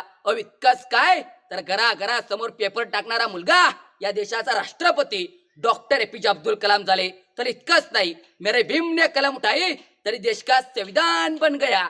संविधान की ताकत तर देखो यारो, चाय बेचने वाला लड़का इस देश का पंतप्रधान बन गया. अशा प्रकारची ताकद बाबासाहेबांच्या अर्थव्यवस्थेत होती. मित्रांनो, डॉक्टर बाबासाहेब आंबेडकरांनी समाजातील दुःख, अन्याय जगासमोर मांडून त्यांच्यावर उपाय काढण्यासाठी वृत्तपत्रांचा देखील प्रभावीपणे वापर केला. तर इतकंच काय, 1918 साली शेतकऱ्यांच्या व्यथा आणि शेतकऱ्यांच्या समस्या सोडवण्यासाठी small holdings in India in the remedies नावाचं पुस्तक लिहून ठेवलं. तर इतकंच काय, हिमालयातील वाहणाऱ्या बर्फाळ नद्या, उत्तरेकडून येणाऱ्या नद्या या दक्षिणेकडे वाहणाऱ्या नद्यांना जोडून नदीजोड प्रकल्प राबवा, म्हणजे महाराष्ट्रात पाण्याचा प्रश्न मिटेल असा दूरदृष्टी साधून या भारताची अर्थव्यवस्था बळकट करणारा महामानव म्हणजेच डॉक्टर बाबासाहेब आंबेडकर.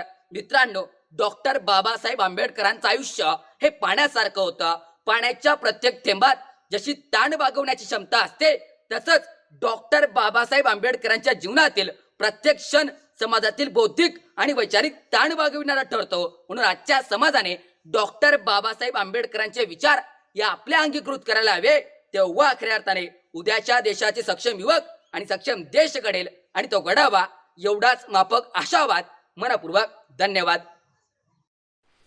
संघर्ष फाउंडेशन कोल्हापूर द्वारा आयोजित सावित्री ज्योती ऑनलाईन वक्तृत्व स्पर्धा, या वक्तृत्व स्पर्धेमध्ये जे विषय आयोजकांनी दिले आहेत त्यापैकी डॉक्टर बाबासाहेब आंबेडकर व अर्थव्यवस्था या विषयावर मी या ठिकाणी आपलं मनोगत व्यक्त करणार आहे. सर्वप्रथम, डॉक्टर बाबासाहेब आंबेडकर हे जागतिक कीर्तीचे अर्थशास्त्रज्ञ होते. थोर अर्थशास्त्रज्ञ म्हणून डॉक्टर बाबासाहेब आंबेडकर यांनी आपला एक वेगळाच ठसा उमटविलेला आहे. पण आपल्या भारतातील जातीच्या उतरंडीला श्रेष्ठ मानणाऱ्या आणि त्यालाच आपली संस्कृती मानणाऱ्या कृतज्ञ अशा भारतीय समाजात त्यांच्या अर्थशास्त्रीय लिखाणाला समाज मान्यता मिळाली नाही, ही खेदाची बाब आहे. तर डॉक्टर बाबासाहेब आंबेडकरांनी अत्यंत महत्त्वाचे असे तीन विषयावर पुस्तकं लिहिली होती. त्यापैकी पहिलं पुस्तक असं होतं, administration and finance of the East India company. हे त्यांचं पहिलं पुस्तक होतं. त्यानंतर दुसरं पुस्तक त्यांनी लिहिलं होतं, evaluation of provincial finance and solution. हा ग्रंथ बाबासाहेबांनी आपल्या PhDच्या पदवीसाठी 1917 साली लिहिला होता. त्यानंतर तिसरा अत्यंत महत्त्वाचा ग्रंथ त्यांनी लिहिला होता, तो म्हणजे the problem of rupee, its original and solution.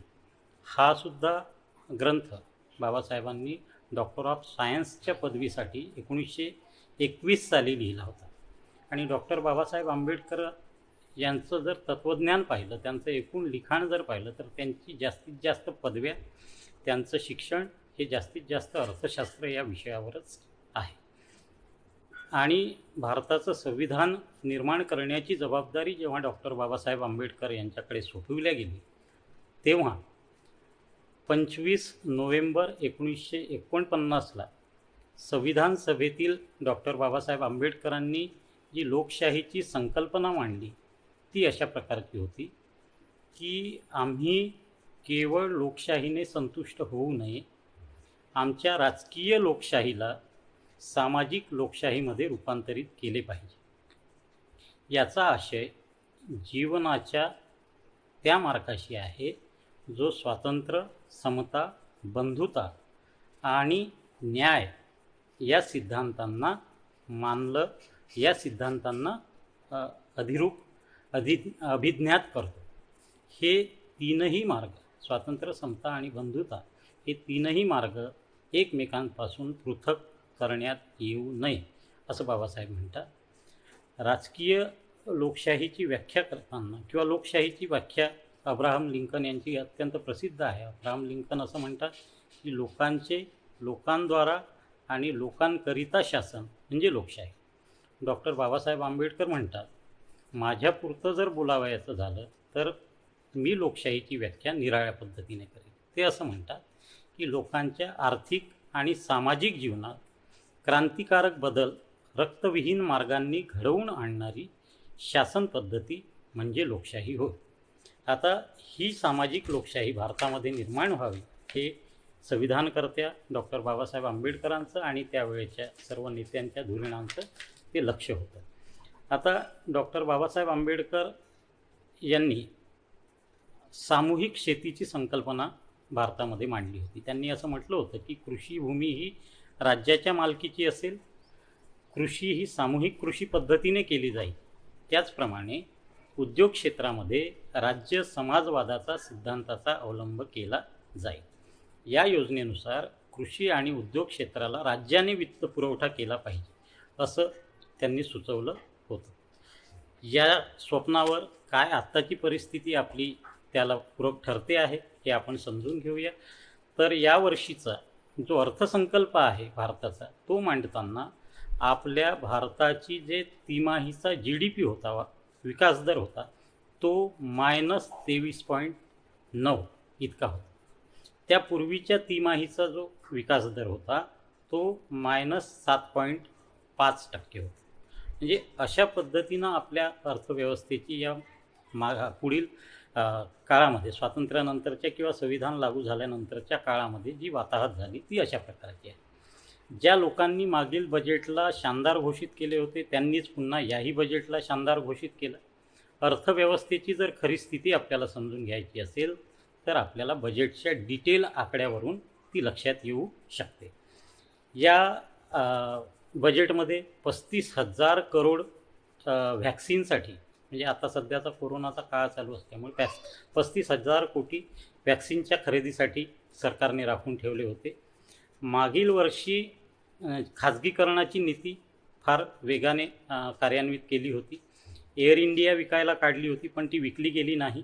त्याचबरोबर सरकार काय काय विकणार आहे ते मी आपल्याला थोडक्यात सांगतो. सार्वजनिक क्षेत्रातील 2 बँका विकणार आहे, LICतली सरकारची हिस्सेदारी विकणार आहे, गेल, IOC, HPCL विकले जाणार आहे. न्हाईचे 5 प्रकल्प जे आहेत ते सुद्धा खाजगी हातात दिले जाणार आहेत. खेळांचे स्टेडियमसुद्धा विकणार आहे. 151 रेल्वेसुद्धा त्याचंसुद्धा खाजगीकरण केलं आहे. विमानतळंसुद्धा विकली जाणार आहेत आणि अशा पद्धतीने ॲटॉमिक एनर्जी, स्पेस, रक्षा क्षेत्र, बँक यासुद्धा प्रायव्हेट सेक्टरमध्ये त्यांना सोपवलं जाणार आहे. ज्यांचे खाजगीकरण होणार त्यांचे विलिनीकरण होईल, नाहीतर ते सरकारी उपक्रम बंद केले जातील. अशा प्रकारचं या सरकारचं, विद्यमान सरकारचं धोरण आहे. शिक्षणावरील खर्चसुद्धा सातत्याने कमी होतो आहे. शेतकऱ्यांचं आंदोलन चालू आहे. बेरोजगारी प्रचंड प्रमाणात वाढली आहे आणि अशा अवस्थेमध्ये स्वातंत्र्य, समता, बंधुता आणि आर्थिक न्यायावर जे आपलं कल्याणकारी राज्याचं, बाबासाहेबांचं किंवा संविधानकर्त्या त्या काळातील थोर नेत्यांचं स्वप्न होतं, ते भंगल्यासारखं दिसतं आहे. एवढं बोलून या ठिकाणी मी माझं मनोगत थांबवतो. बऱ्याचदा प्रकर्षानं महापुरुषांच्या बाबतीत हेच होतं की आपण त्यांचं बऱ्याचदा सर्वांगीण कार्य अभ्यासताना त्यांच्या आयुष्यातले महत्त्वाचे पैलू हे दुर्लक्षित केलेले असतात.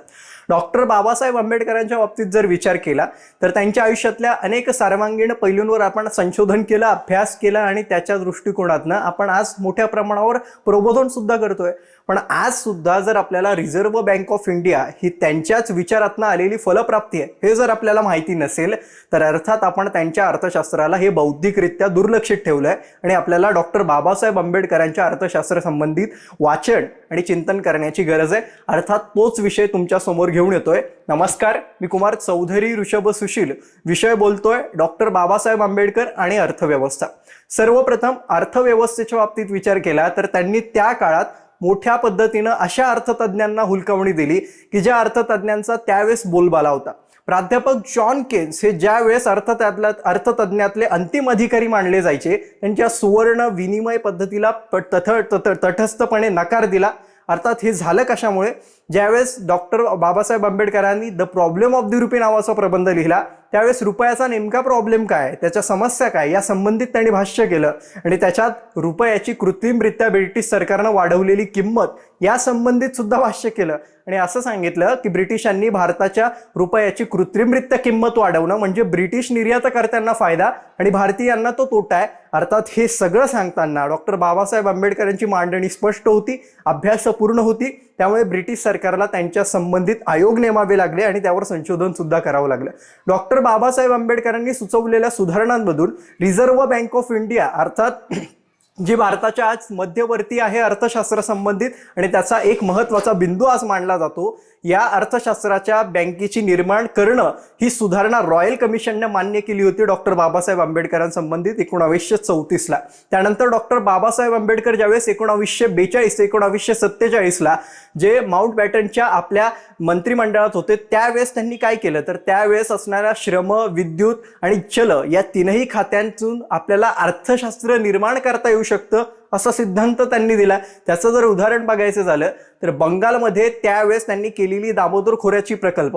आता त्याचा उद्देश फक्त एवढाच नव्हता की एखाद्या नदीत येणारा पूर आहे तो थांबवायचा, तर तो एवढाच नसताना मातीची धूप थांबवायची, सिंचन पद्धती नव्यानं उभी करायची, अंतर्गत जलमार्ग निर्माण करायचे, वसाहती औद्योगिकीकरणाला चालना देत असताना त्यांना तो पाणी पुरवठा करायचा.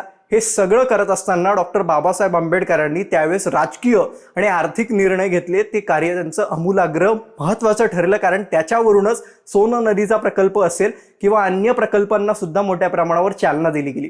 अंतर्गत जलमार्गांविषयी आज आपण बोलतो पण त्या काळात अर्थात 60 वर्षांपूर्वी डॉक्टर बाबासाहेब आंबेडकरांनी ते सांगून ठेवलेलं होतं. ज्यावेळेस आपण small holdings in India and their remedies हा प्रबंध अभ्यासू त्यावेळेस आपल्या शेत जमिनीवर होणारा अतिरिक्त भार कमी करायचा असेल तर आपल्याला शेतकऱ्यांना भांडवल देता आलं पाहिजे आणि ते भांडवल देण्यासाठी आपल्याला तशा योजना तशा पद्धतीनं काम करावं लागेल हे डॉक्टर बाबासाहेब आंबेडकरांनी तेव्हा सांगून ठेवलंय. आणि औद्योगिकीकरण नाकारून चालणार नाही, ते जर नाकारलं तर आपलं मोठ्या प्रमाणावर गोंधळ उडू शकतो आणि आपण जगाच्या तुलनेत मागे राहू शकतो याची त्यांना नितांत जाणीव होती. म्हणून त्यांनी औद्योगिकीकरण स्वीकारून, वसाहतीकरण स्वीकारून आपल्याला त्याला व्यवस्थित जर रचना करायची असेल तर आपल्याला केंद्रीय जल आयोगाची स्थापना करावी लागेल. ती त्यांनी त्या काळात केली आणि आजही ती संस्था भारताच्या मध्यवर्ती आहे जलधोरणासाठी. त्यांनी केंद्रीय तांत्रिक मंडळाची त्यावेळेस विद्युत मंडळाची स्थापना केली. अर्थात ती सुद्धा आज भारताच्या महत्वाकांक्षी धोरणातली एक ऊर्जा क्षेत्रातलं काम करते. म्हणजे जल आणि विद्युत आणि ऊर्जा या क्षेत्रातनं आपल्याला एक वेगळी अर्थव्यवस्था निर्माण करता येईल हे बाबासाहेब आंबेडकरांनी त्या काळात सांगितलं. आणि सामाजिक न्यायाच्या सिद्धांतावर शेवटच्या माणसाची पिळवणूक थांबवायची असेल तर आपल्याला आर्थिक विषमता दूर करावी लागेल आणि त्यासाठीच जर आपल्याला काम करायचं असेल तर आपल्याला ही संरचना अंमलात आणावी लागेल. शेतकऱ्यांच्या वाढत्या आत्महत्या कमी करायच्या असतील तर आपल्याला शेतकऱ्यांना भांडवल देऊन जमिनीवरचा अतिरिक्त भार कमी करून त्या संबंधित उत्पादन कसं वाढवता येईल आणि फूड प्रोसेसिंग युनिट्स कसे स्थापन करता येतील आणि त्याच्यातून ती आयात निर्यात योग्य पद्धतीनं कशी करता येतील ह्या भूमिका डॉक्टर बाबासाहेब आंबेडकरांनी त्या काळात मांडल्या. आता सुवर्ण विनिमय पद्धत जॉन केन्सला नकार देत असताना डॉक्टर बाबासाहेब आंबेडकरांनी मोठ्या प्रमाणावर स्वतः 2 हात केले होते जॉन केन्स यांच्याशी. एडविन केनन जे लंडन स्कूल ऑफ इकॉनॉमिक्समध्ये त्यांना अध्यापन करत होते ते सुद्धा त्यांच्या मताला विरोध होता, तरी सुद्धा त्यांनी the problem of the RuPay या ग्रंथाला त्यांनी प्रस्तावना दिली. याचं कारण म्हणजे डॉक्टर बाबासाहेब आंबेडकरांचे विचार हे दूरगामी आहेत असं स्वतः एडविन केनन मान्य करत होते त्यावेळेस. आणि मग भारतात जर अर्थव्यवस्था शाबूत ठेवायची असेल तर आपल्याला वित्तीय पुरवठा वित्तीय व्यवस्थापन हे व्यवस्थित करावं लागेल ही त्यांची भूमिका होती. अंतर्गत जलमार्ग नदीजोड प्रकल्प या सगळ्यांना थारा देऊन आपल्याला शेती विकसित करता येऊ शकते. शेतीला पाणी पुरवठा देता येऊ शकतो, औद्योगिकीकरणाला पाणी पुरवठा देता येऊ शकतो आणि या सगळ्यातून आर्थिक शोषण थांबवता येऊ शकतं. हे सगळी आणि इतकी मोठी संरचना अर्थात त्यांचं स्वतःचं स्ट्रक्चर मॉडेल ऑफ इकॉनॉमिक्स होतं जे त्यांनी त्या ग्रंथात मांडून ठेवलंय. The finance and administration of east India company अर्थात या प्रबंधात त्यांनी 1757 ते 1892 पर्यंतचा कालावधी निवडून ईस्ट इंडिया कंपनीनं भारताची पायमुळं कशी रोवली गेली आणि आर्थिक निकषांच्या बाबतीत त्यांनी आपलं कसं खच्चीकरण केलं हे स्पष्ट आणि अभ्यासपूर्ण पद्धतीनं त्यांनी मांडल्यामुळं ब्रिटिश कमिशनला सुद्धा त्यांची काही मतं मान्य करावी लागली. मला वाटतं आज त्या धोरणांची गरज आहे. कोविडच्या उतरत्या काळामध्ये अर्थशास्त्राचा ग्राफ जर खाली जात असेल तर डॉक्टर बाबासाहेब आंबेडकरांच्या समाजशास्त्रीय अर्थशास्त्राचं अवलोकन करावं लागेल आणि त्याच्यातल्याच काही योजना आपल्याला राबवाव्या लागतील. त्यातनं आपलं अर्थशास्त्र सुधारेल इतकाच आशावाद. मनपूर्वक धन्यवाद.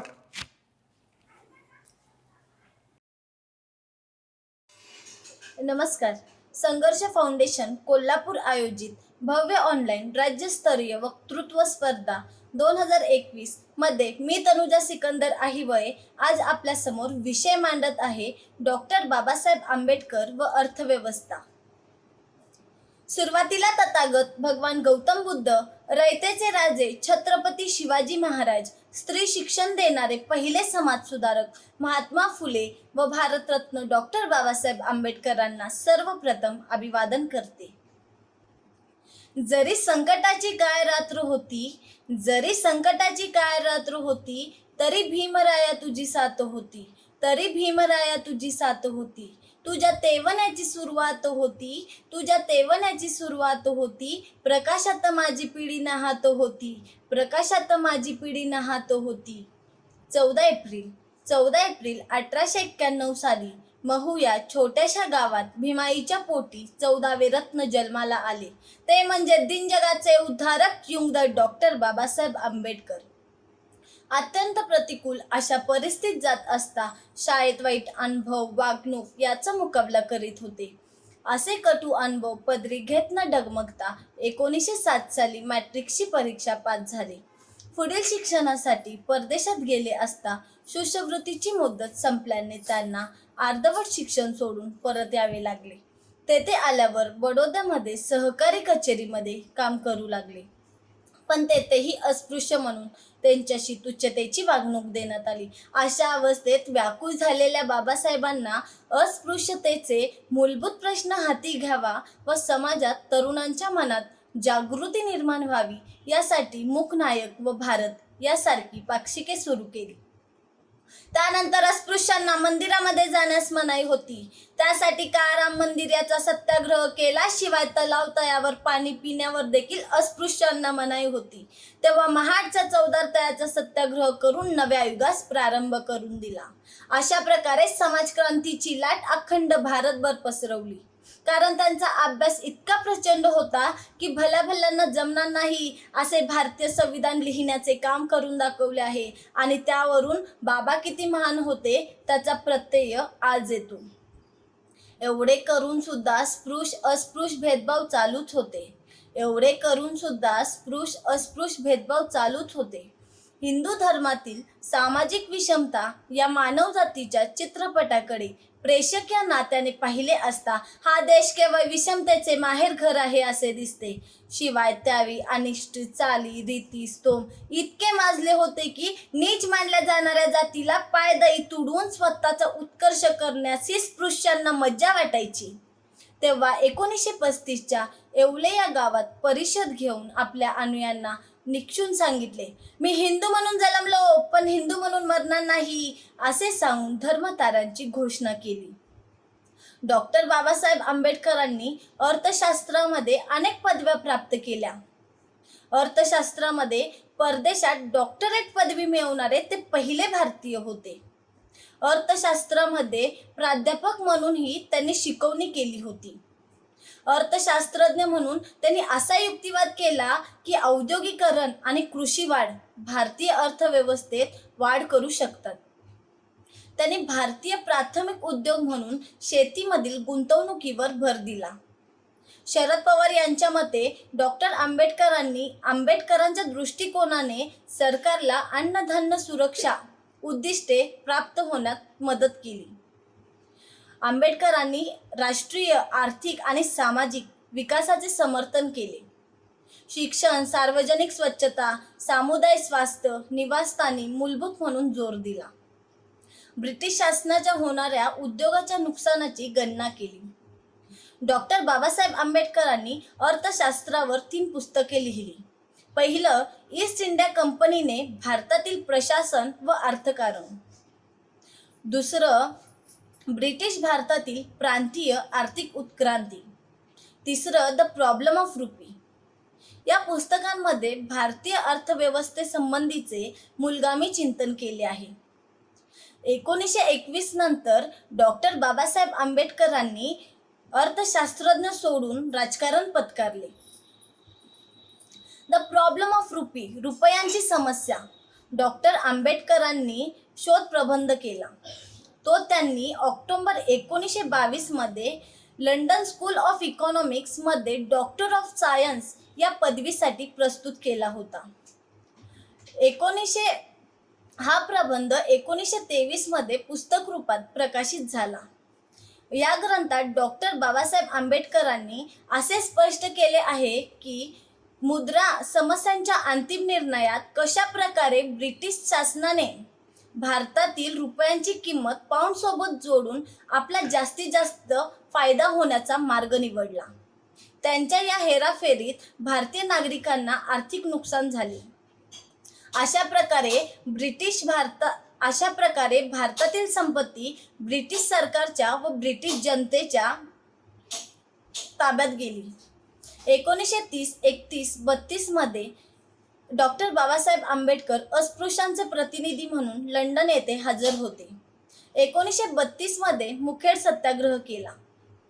1946 मध्ये पीपल एज्युकेशन सोसायटीची स्थापना केली. त्यावेळी मुंबई येथे सिद्धार्थ कॉलेज व औरंगाबाद येथे मिलिंद कॉलेजची स्थापना केली. त्यानंतर 29 ऑगस्ट 1947 रोजी मसुदा समितीचे अध्यक्ष बनले. त्यानंतर 1948, 49, 50, 51 या काळादरम्यान स्त्रियांसाठी हिंदू कोड बिल लिहिले.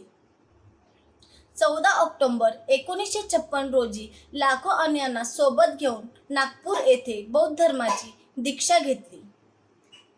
असे हे धर्मपंडित, घटनाकार, अथांग ज्ञानाचे भारतरत्न डॉक्टर बाबासाहेब आंबेडकर 6 डिसेंबर 1956 रोजी काळाच्या पडद्याआड गेले. जय हिंद, जय महाराष्ट्र. धन्यवाद.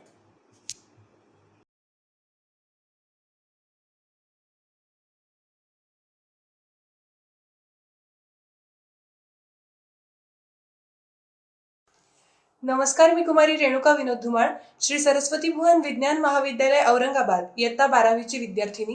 विषय मांडतीये डॉक्टर बाबासाहेब आंबेडकर आणि अर्थव्यवस्था. खरं तर समाजाच्या अमर्यादित गरजा त्यांच्या मर्यादित साधनांचा पर्याप्त उपयोग करून भागवण्यासाठी अस्तित्वात असलेली किंवा आणलेली उत्पादन, विभाजन आणि भविष्य काळासाठी तरतूद करणारी आर्थिक घटकांची व्यवस्था म्हणजे अर्थव्यवस्था. मानवी गरजा अमर्यादित आहेत, पण त्या भागवण्यासाठी उपलब्ध असणारी नैसर्गिक साधनं मात्र मर्यादित आहेत.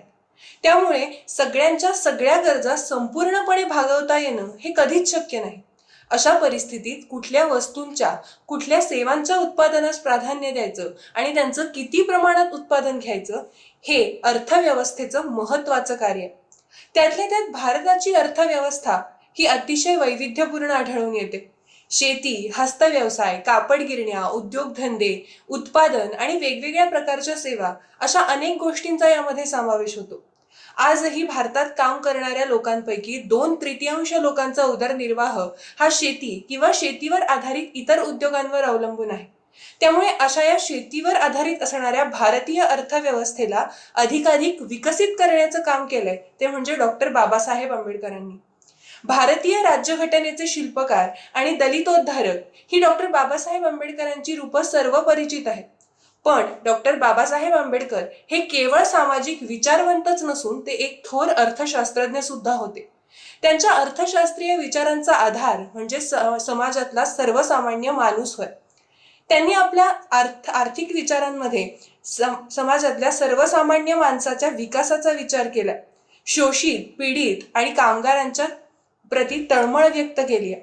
महिलांच्या आर्थिक विकासातही डॉक्टर बाबासाहेब आंबेडकरांचा मोठा वाटा आहे.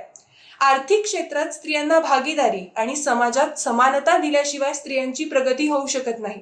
स्त्री स्वावलंबनाच्या मार्गावर आर्थिक परावलंबित्व हा फार मोठा अडथळा आहे हे डॉक्टर बाबासाहेब आंबेडकरांनी ओळखलं होतं. कोणत्याही समाजाची प्रगती ही त्या समाजातल्या स्त्रियांची किती प्रगती झाली यावरून ठरवली जाते. पण आर्थिक परावलंबनामुळे आज स्त्रियांची कुचंबना होतीये हे ओळखून डॉक्टर बाबासाहेब आंबेडकरांनी स्त्रियांना संपत्तीचा अधिकार देण्याची शिफारस केली. खरं तर बाबासाहेब हे शिक्षणाने सुद्धा अर्थवेत्ते होते. मुंबई विद्यापीठातून राज्यशास्त्र आणि अर्थशास्त्राची मूलभूत पदवी प्राप्त केल्यानंतर त्यांना जगातल्या 2 मोठ्या विद्यापीठांमध्ये उच्च शिक्षण घेण्याची संधी मिळाली. एक म्हणजे अमेरिकेतलं कोलंबिया विद्यापीठ आणि दुसरं म्हणजे London school of economics. Columbia विद्यापीठात बाबासाहेब जेमतेम 3 वर्ष होते. या 3 वर्षात त्यांनी अर्थशास्त्राशी संबंधित जवळपास 29 अभ्यासक्रम पूर्ण केले, म्हणजे वर्षाला 10 या गतीने. यावरूनच डॉक्टर बाबासाहेब आंबेडकरांची अर्थशास्त्रातली गती लक्षात येते. पुढे मुंबईमध्ये 3 वर्ष प्राध्यापकी केल्यानंतर ते लंडन स्कूल ऑफ इकॉनॉमिक्स या अर्थशास्त्रातल्या अतिशय आदरणीय संस्थेत दाखल झाले आणि तिथे त्यांनी लिहिलेला आणि पुढे पुस्तक रूपाने प्रकाशित झालेला the problem of the RuPay हा प्रबंध आजही कालबाह्य वाटत नाही. डॉक्टर बाबासाहेब आंबेडकरांच्या आर्थिक विचारांवर प्रामुख्याने महात्मा ज्योतिराव फुले, दादाभाई नौरोजी या आंबेडकर पूर्वकालीन तर राजर्षी शाहू महाराज, महादेव गोविंद रानडे या समकालीन आर्थिक विचारवंतांचा मोठा प्रभाव आढळून येतो. औद्योगिकीकरणामुळे शेतीवरचा अतिरिक्त लोकसंख्येचा भार कमी होऊन अनावश्यक बेकारी कमी होईल. त्यामुळे औद्योगिकीकरणाचा वेग वाढवायला हवा. पण हे औद्योगिकीकरण करत असताना कृषी उद्योग हाच राष्ट्रीय उद्योग राहील याची सुद्धा दक्षता घ्यायला हवी. आणि म्हणूनच डॉक्टर बाबासाहेब आंबेडकरांनी सुद्धा औद्योगिकीकरणाचा विचार स्वीकारलाय आणि आजच्या सद्य परिस्थितीत सुद्धा हेच विचार योग्य वाटतात. ज्यावेळी डॉक्टर बाबासाहेब आंबेडकरांनी रुपयाच्या अवमूल्यनाची मागणी केली त्यावेळी त्यांच्या आग्रहाखातर ब्रिटिश सरकारने चलनाचा तिढा सोडवण्यासाठी रॉयल कमिशनची स्थापना केली. या रॉयल कमिशन समोर डॉक्टर बाबासाहेब आंबेडकरांनी मांडलेल्या सगळ्या सूचना खरोखरच वाखाणण्याजोग्या आहेत. त्यांचं म्हणणं होतं की आपल्याला 2च गोष्टी कराव्या लागणार. एक म्हणजे आपल्या विनिमयाचा दर आपण निश्चित करावा का, आणि जर तो केला तर इतरांच्या तुलनेत त्याचं गुणोत्तर काय असावं. या वादामध्ये डॉक्टर बाबासाहेब आंबेडकरांनी विनिमय दरनिश्चितीपेक्षा भाववाढ नियंत्रणास जास्त महत्त्व दिलं. या संदर्भात त्यावेळी बाबासाहेबांनी जे काही लिखाण केलं, जे काही प्रश्न उपस्थित केले, त्यातूनच आजही अर्थशास्त्राच्या केंद्रबिंदू असणारी एक महत्त्वाची संस्था उदयाला आली, ती म्हणजे रिझर्व्ह बँक ऑफ इंडिया. यावरूनच डॉक्टर बाबासाहेब आंबेडकरांमधला अर्थशास्त्री हा किती द्रष्टा होता हे लक्षात येतं. खरं तर भारताची अर्थव्यवस्था अधिकच मजबूत करून भारताला आर्थिक महासत्ता बनवायचं असेल तर डॉक्टर बाबासाहेब आंबेडकरांचे आर्थिक विचार हे आपल्याला मार्गदर्शक ठरणारे आहेत. संविधानातला भारत हा जर सत्यात उतरवला गेला तर भारताची अर्थव्यवस्था ही अधिक मजबूत होईल. आजकाल कोरोनामुळे जगातल्या जवळपास सगळ्याच देशांची अर्थव्यवस्था खिळखिळी झाली आहे. आपल्या भारतातही अनेक अडचणी येतात, पण या कठीण काळातही डॉक्टर बाबासाहेब आंबेडकरांचे आर्थिक विचार जर आपण अवलंबले तर देशाची अर्थव्यवस्था ही अजूनच मजबूत होण्यास मदत होईल. डॉक्टर बाबासाहेब आंबेडकरांनी लिहिलेले the problem of the RuPay, the history of Indian currency and banking हे अर्थशास्त्राशी संबंधित ग्रंथ आपल्याला भविष्यात मार्गदर्शक ठरणारे आहेत. खरोखरच जर डॉक्टर बाबासाहेब आंबेडकरांचं अर्थक्रांतीचं स्वप्न सत्यात आलं तर भारताला आर्थिक महासत्ता व्हायला वेळ लागणार नाही. चला तर मग तुम्ही आम्ही सर्वजण मिळून डॉक्टर बाबासाहेब आंबेडकरांच्या अर्थव्यवस्थेविषयक विचार अवलंबूया आणि देशाला आर्थिक महासत्ता बनवूया. धन्यवाद. महाराष्ट्राची कुलस्वामिनी तुळजाभवानी, राष्ट्रपुरुष राजे छत्रपती शिवाजी महाराज, राष्ट्रमाता राजमाता जिजाऊ माँसाहेब यांना माझा मानाचा मुजरा. माझे नाव जान्हवी जिवेंद्र जिंगळे. आज मी तुम्हाला डॉक्टर बाबासाहेब आंबेडकर अर्थव्यवस्था याविषयी 2 शब्द सांगणार आहे. तुम्ही विषयांची ताण ऐकावे ही माझी नम्रतेची विनंती आहे. या देशामध्ये हुकुमशाही, राजेशाही, सर्वशाही अगोदर शाहीच निर्माण झाल्या होत्या. सगळे कारभार म्हणजे राजेशाही असली तर संपूर्ण राजाच्या हातात होतं, हुकुमशाही असली तर हुकुम जो सांगेल तो ऐकावं लागत होतं. पण माणसाने कधी आपल्या मनाचा, आपल्या स्वप्नाचा विचार केला नाही. राजेशाही म्हणल्यावर राजाच्या हातात होतं, हुकुम जो सांगेल तोच ऐकावं लागत होता. देशामध्ये या हुकुम सांगेल जो ऐकावं लागत होता. पूर्ण देशामध्ये हुकुमशाही, राजेशाही सत्यातली होती.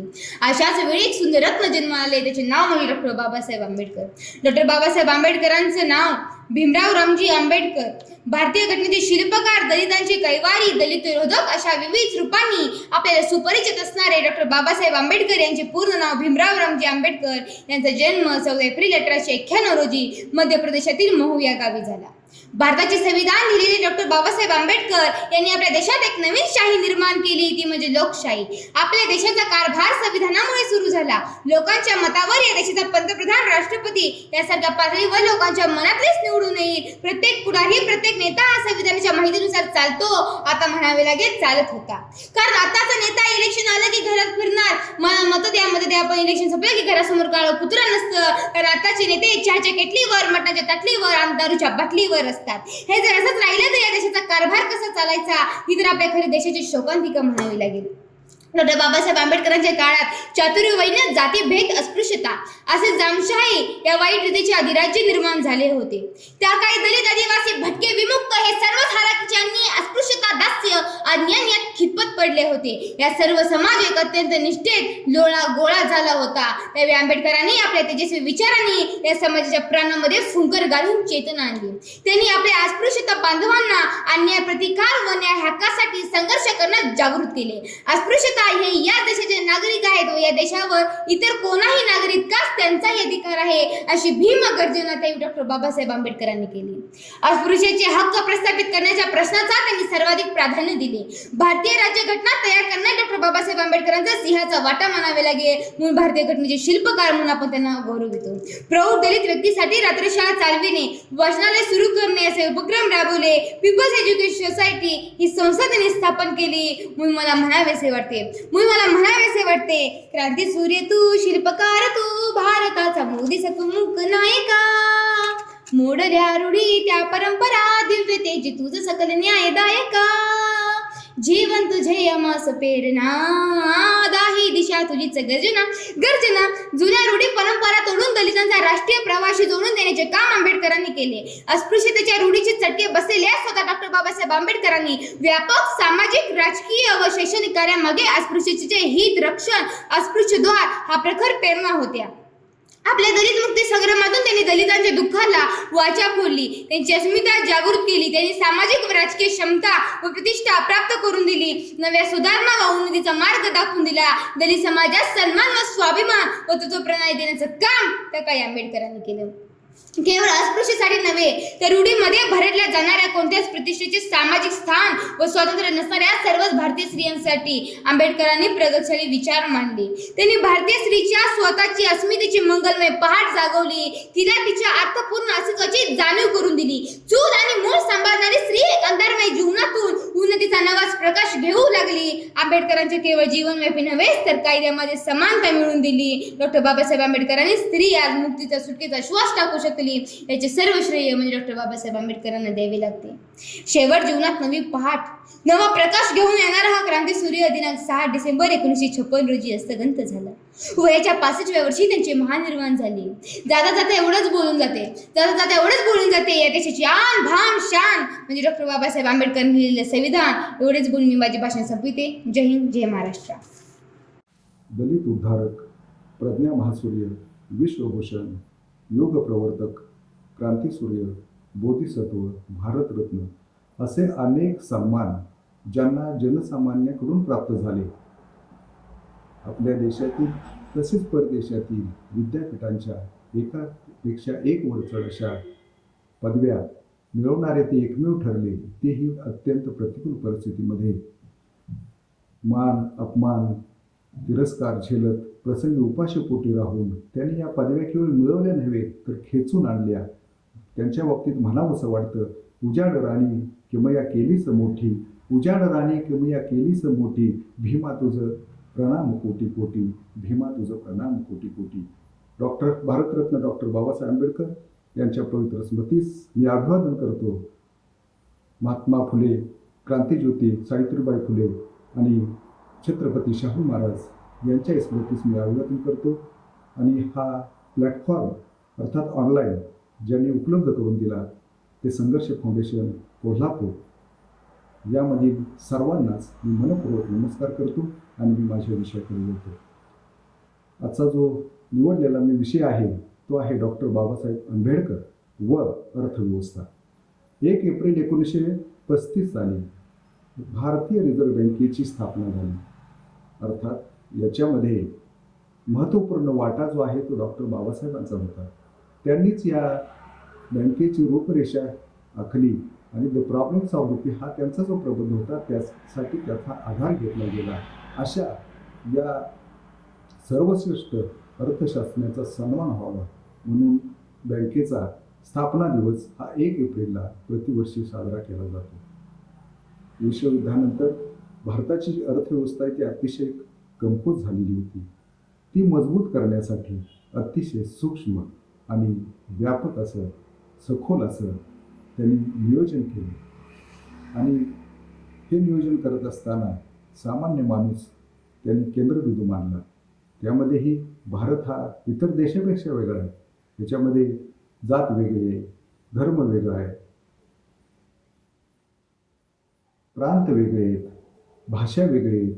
अशा विविधता आहे आणि विविधतेतून एकता साधून प्रथम बाबासाहेबांनी काय केलं तर या देशामध्ये देशप्रेम आणि देशनिष्ठा प्रत्येक भारतीयांच्या मनामध्ये रुजवण्याचं पहिल्यांदा काम केलं आणि त्यानंतर त्यांनी संपूर्ण देशाच्या अर्थव्यवस्थेचा अतिशय सूक्ष्मपणे अभ्यास केला आणि तो अभ्यास केल्यानंतर केंद्र व राज्य सरकार चालवण्यासाठी कशा पद्धतीनं निधी उपलब्ध होईल, कसा गोळा करावा लागेल, कशा पद्धतीनं न्याय असं केंद्रामध्ये आणि राज्यामध्ये वाटप केलं जाईल या दृष्टीनं त्यांनी पावलं उचलली आणि राज्यघटनेच्या 12व्या भागामध्ये 264 ते 300 कलमांमध्ये त्यांनी वित्त आयोगाची स्थापना केली.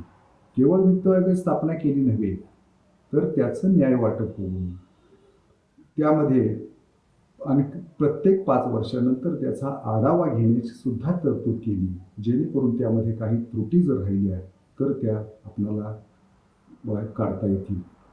आंतरराष्ट्रीय व्यापाराची जर आपण पाहिलं तर आपल्याला काय पाहायला मिळते की प्रत्येक देशाचं जे चलन आहे ते वेगळं आहे. मग त्या चलनांचा तौलनिक अभ्यास करून त्यांनी एक नीती त्या संदर्भामध्ये सुद्धा निर्माण केली. आपल्या देशामधले जो व्यापार आहे, वस्तूंच्या ज्या किमती आहेत त्याच्यामध्ये फारसा चढ उतार होऊ नये याची सुद्धा त्यांनी दक्षता घेतली.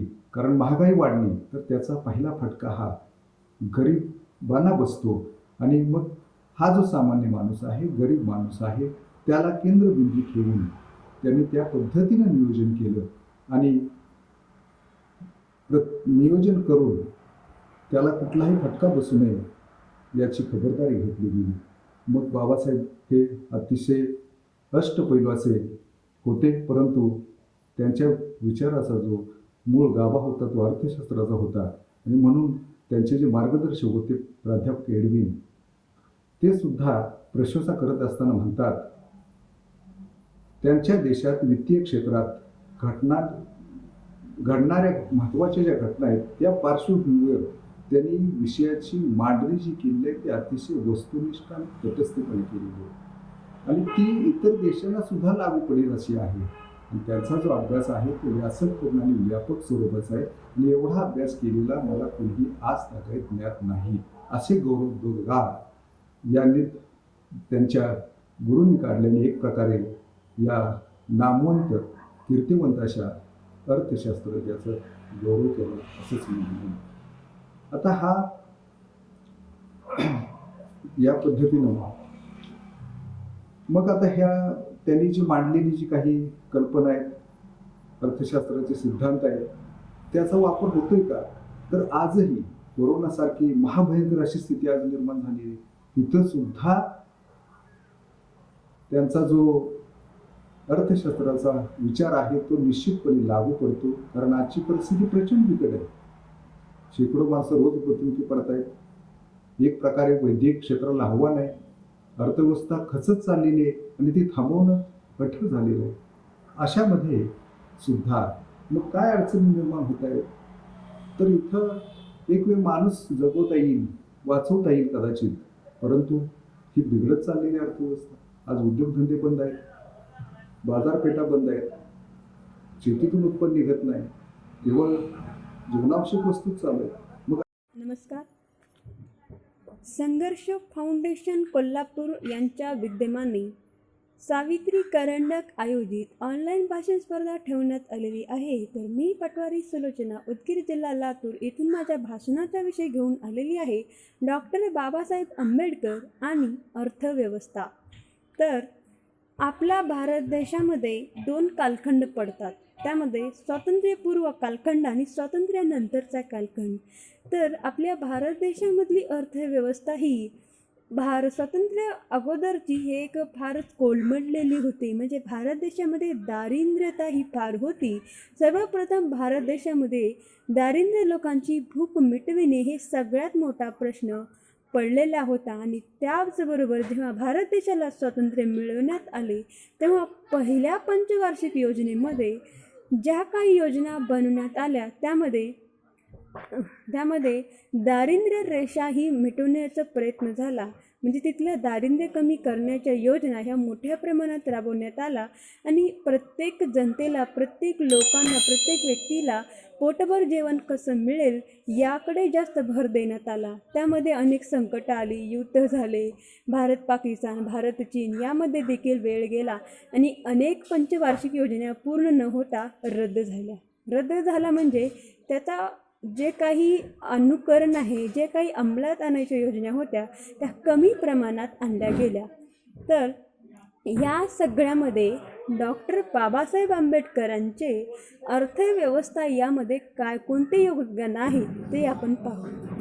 तर डॉक्टर बाबासाहेब आंबेडकरांचे 2 कालखंड हे पडले जातात. त्यामध्ये डॉक्टर बाबासाहेब आंबेडकरांचं 1921पर्यंत ते अर्थतज्ज्ञ म्हणून अनेक अर्थतज्ज्ञ होते. त्यांचा विषय हा अर्थशास्त्रच होता आणि त्यांनी अर्थशास्त्रावर मोठ्या प्रमाणात लिखाण केलेलं आहे.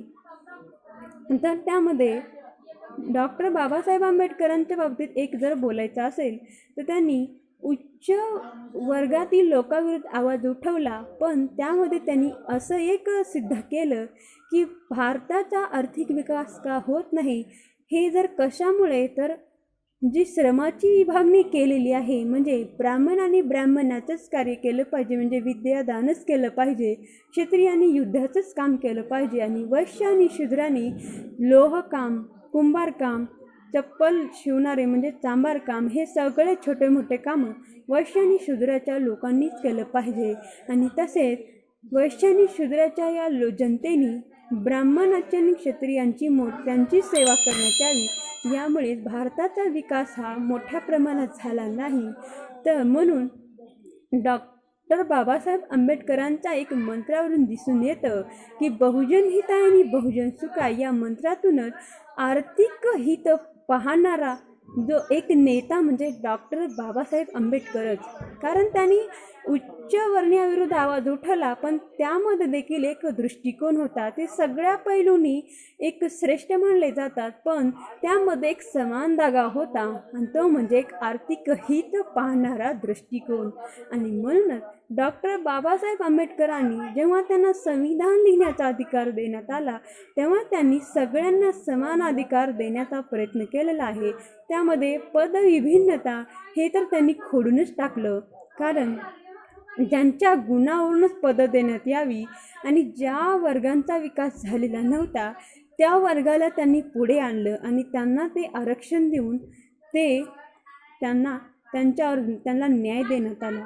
तर डॉक्टर बाबासाहेब आंबेडकरांनी अर्थतज्ज्ञ म्हणून लिखाण केले आणि त्यांचा दुसरा कालखंड म्हणजे पहिला कालखंड म्हणजे 1921 पर्यंत त्यांनी अर्थतज्ज्ञ म्हणून अर्थव्यवस्थेवर लिखाण केलं आणि दुसरा कालखंड म्हणजे 1956 या वर्षापर्यंत मानवी हक्कांचा जागर केला. तर डॉक्टर बाबासाहेब आंबेडकरांनी 3 पुस्तकावर अनेक अर्थशास्त्रावर लिखाण केलं. त्यामध्ये 3 पुस्तकं हे महत्त्वपूर्ण मानले जातात. त्यामध्ये पहिलं पुस्तक आहे द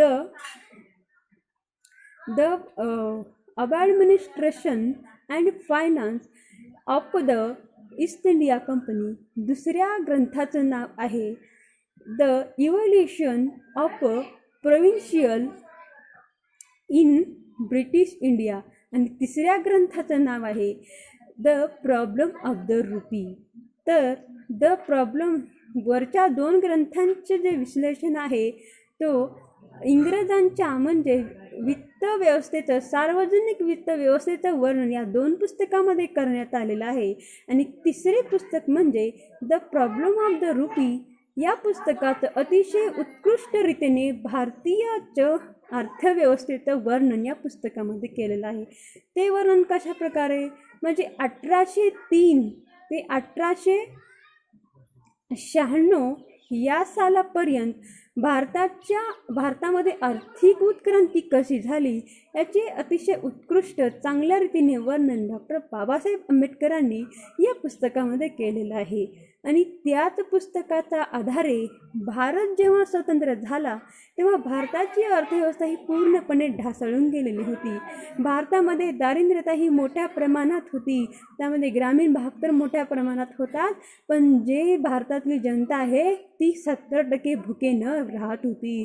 आणि त्यामध्ये जेव्हा पंडित जवाहरलाल नेहरू, राजेंद्र प्रसाद, महात्मा गांधी अगोदरच त्यांची हत्या झालेली होती, पण जे देशाची धुरा सांभाळणारे लोक होते, मंत्रीगण होते, त्यांना भारताची अर्थव्यवस्था ही स्ट्रॉंग करायची होती, मजबूत करायची होती, पण त्यांना दिशा सापडेनाशी झाली. तेव्हा त्यांना एक आशेचा किरण दिसला आणि त्यामध्ये ते पुस्तक म्हणजे डॉक्टर बाबासाहेब आंबेडकर यांचे the problem of the RuPay. तेव्हा त्यांनी डॉक्टर बाबासाहेब आंबेडकरांच्या the problem of the RuPay या पुस्तकांचा आधार घेऊनच भारताचा आर्थिक पाया भक्कम करण्यासाठी 1946 साली भारतीय रिझर्व्ह बँक ही पहिली बँक भारत देशामध्ये स्थापन करण्यात आली. आणि तेव्हाच कुठे भारताच्या अर्थव्यवस्थेला चालना मिळाली आणि त्यातूनच अनेक नवीन उद्योग निर्माण करण्यात आली. आणि अशा प्रकारे आज भारत हा 21व्या शतकामध्ये आर्थिक उंबरठ्यावर उभा असताना आपल्याला असं दिसून येतो की कितीही भारतामध्ये म्हणजे शेअर बँकेचा कितीही घसरला तरी भारताची अर्थव्यवस्था ही कधीही ढासळत नाही. कारण डॉक्टर बाबासाहेब आंबेडकरांच्या ज्या पुस्तकाने आपल्याला दिले ते एक महत्त्वपूर्ण संदेशच आहे. म्हणजे त्यांचा दृष्टिकोन हा आर्थिक विकासाच्या बाजूनं किती महत्त्वपूर्ण होता हे दिसून येते. म्हणूनच आज वेळ आलेली आहे डॉक्टर बाबासाहेब आंबेडकरांच्या आर्थिक विचारांचं मनन आणि चिंतन करणं. तर त्याप्रमाणे आज कोरोना 1.5 वर्षापासून आलेला आहे. सरकार प्रत्येक कोरोना रुग्णांचं इंजेक्शन, लस जे काही खर्च आहे ते सरकार करत आहे. पण तरी देखील जशी हालत अमेरिकाची झालेली आहे, इतर देशांची झाली, पण तरी देखील भारत हा डगमगत नाही.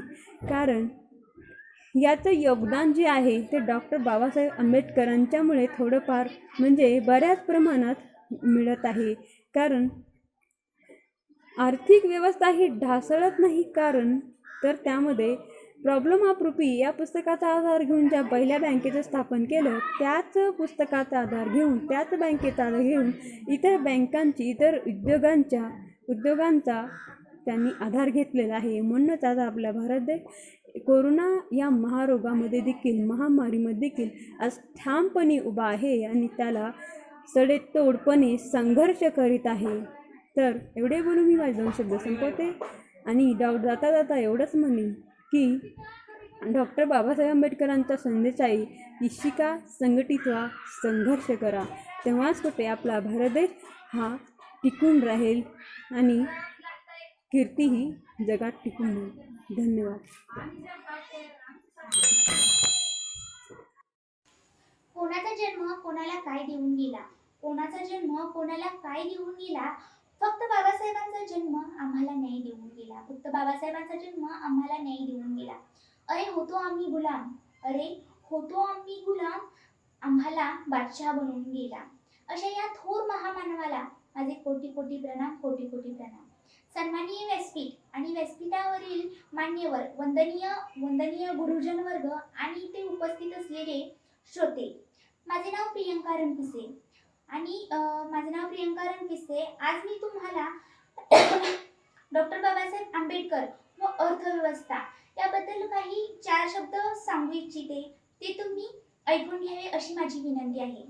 बघा, 1 एप्रिलला कोणता दिवस साजरा केला जातो तर 1 एप्रिलला रिझर्व्ह बँकेची स्थापना दिवस हा साजरा केला जातो. तर रिझर्व्ह बँकेची स्थापना ही डॉक्टर बाबासाहेब आंबेडकरांनी लिहिलेल्या द प्रॉब्लेम ऑफ रुपी या प्रबंधानुसार झाली. त्यामुळे जगातील सर्वश्रेष्ठ अर्थतज्ञ म्हणून डॉक्टर बाबासाहेब आंबेडकर यांचा गौरव करीत रिझर्व्ह बँकेची स्थापना हा दिवस साजरा केला जातो. बघा, भारतातील अर्थव्यवस्था म्हणजे भारताची जी अर्थव्यवस्था आहे ती मजबूत करून देशाला महासत्ता करण्यासाठी डॉक्टर आंबेडकरांचे विचार हे आपण सर्वांना एक मार्गदर्शक आहे. संविधानातील भारत म्हणजे जो संविधानातील भारत आहे तो साकार केल्यास भारत जागतिक महासत्ता होईल. आज आपण ज्या राजकीय, सामाजिक किंवा आर्थिक स्थितीतून पुढे जात आहे त्या स्थितीचा विचार करता डॉक्टर बाबासाहेब आंबेडकर यांचे अर्थव्यवस्थेवरील जे विचार आहेत ते आपल्याला घेणे आवश्यक आहे. म्हणजे त्यांचे जे ते अर्थतज्ञ होते, त्यांनी जे बाहेरच्या देशात जाऊन तिथली अर्थव्यवस्था बघितली, तिथल्या अर्थव्यवस्थेचा अभ्यास करून आपल्या देशाची अर्थव्यवस्था ठरवलेली आहे. तर त्यांचे हे जे विचार आहेत ते आपण घेणे आवश्यक आहे. तर बघा, आता सध्याच्या काळात जर बघायला गेलं तर आपल्या देशाची जी अर्थव्यवस्था आहे ती ढासळलेली आहे, आर्थिक हालाकीची झालेली आहे किंवा खळगळलेली आहे. देशाची अर्थव्यवस्था ढासळत चाललेली आहे. बघा, प्रत्येक राष्ट्राचा किंवा देशाचा विकास हा GDP वर अवलंबून असतो. आता GDP म्हणजेच काय तर प्रत्येक देशाची जी दरडोई उत्पन्न आहे.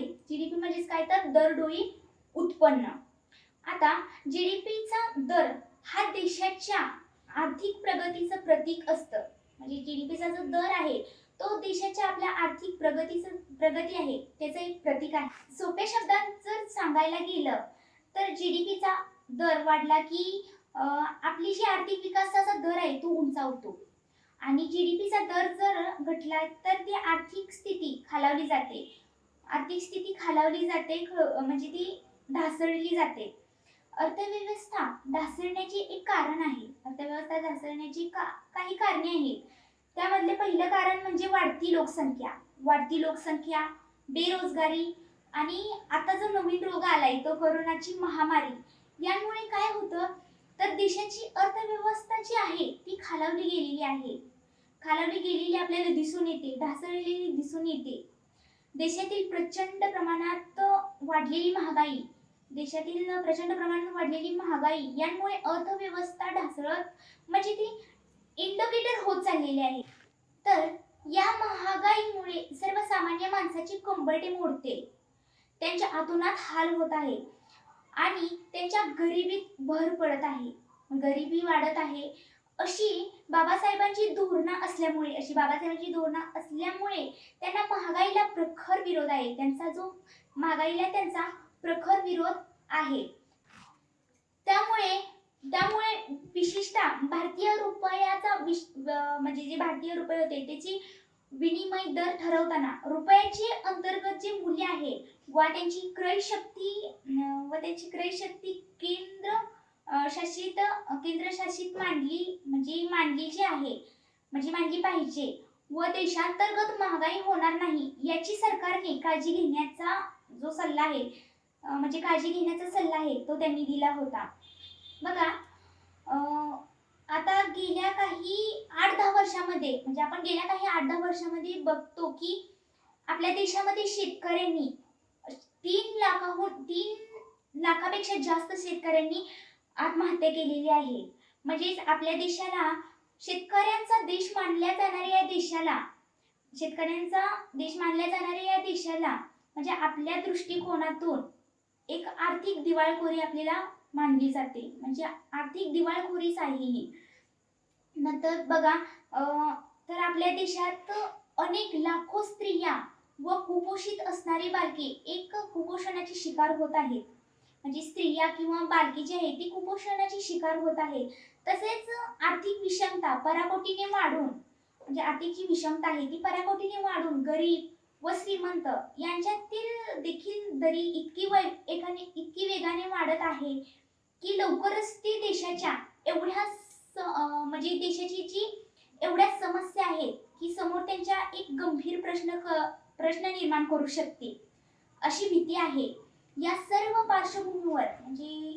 पार्श्वभूमीवर डॉक्टर बाबासाहेब आंबेडकर यांचे विचार जे प्रतिपादन केलेले आहे ते अर्थनीती मार्गदर्शक आपल्याला ठरते. त्यांचे विचार आपल्याला जे आहे ते आपल्या देशासाठी एक मार्गदर्शक ठरतील जेणेकरून आपण आपली अर्थव्यवस्था त्यानुसार आपण सुधारू शकतो. त्यांच्या अर्थव्यवस्थेविषयी विचारांनी आपली जी भारताची अर्थव्यवस्था आहे ही आर्थिक म्हणजे मजबूत होईल. एवढं बोलून मी इथे स्टॉप होते. ओके, धन्यवाद.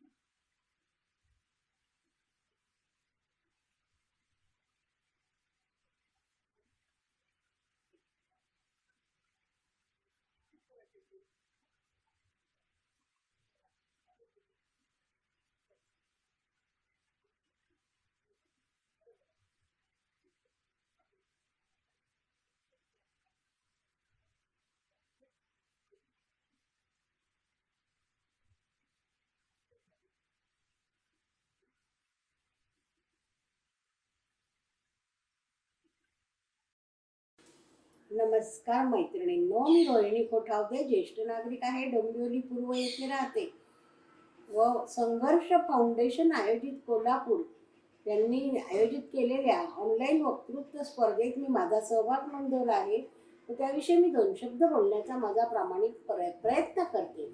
माझ्या आजच्या वक्तृत्व स्पर्धेचा विषय आहे डॉक्टर बाबासाहेब आंबेडकर व अर्थव्यवस्था. प्रथम मी आयोजकांचे मनःपूर्वक आभार मानते व मी माझा 2 शब्द बोलण्याचा प्रयत्न करू इच्छिते. डॉक्टर बाबासाहेब आंबेडकर यांचा जन्म मध्य प्रदेशात मऊ या गावी 14 एप्रिल 1891 रोजी झाला.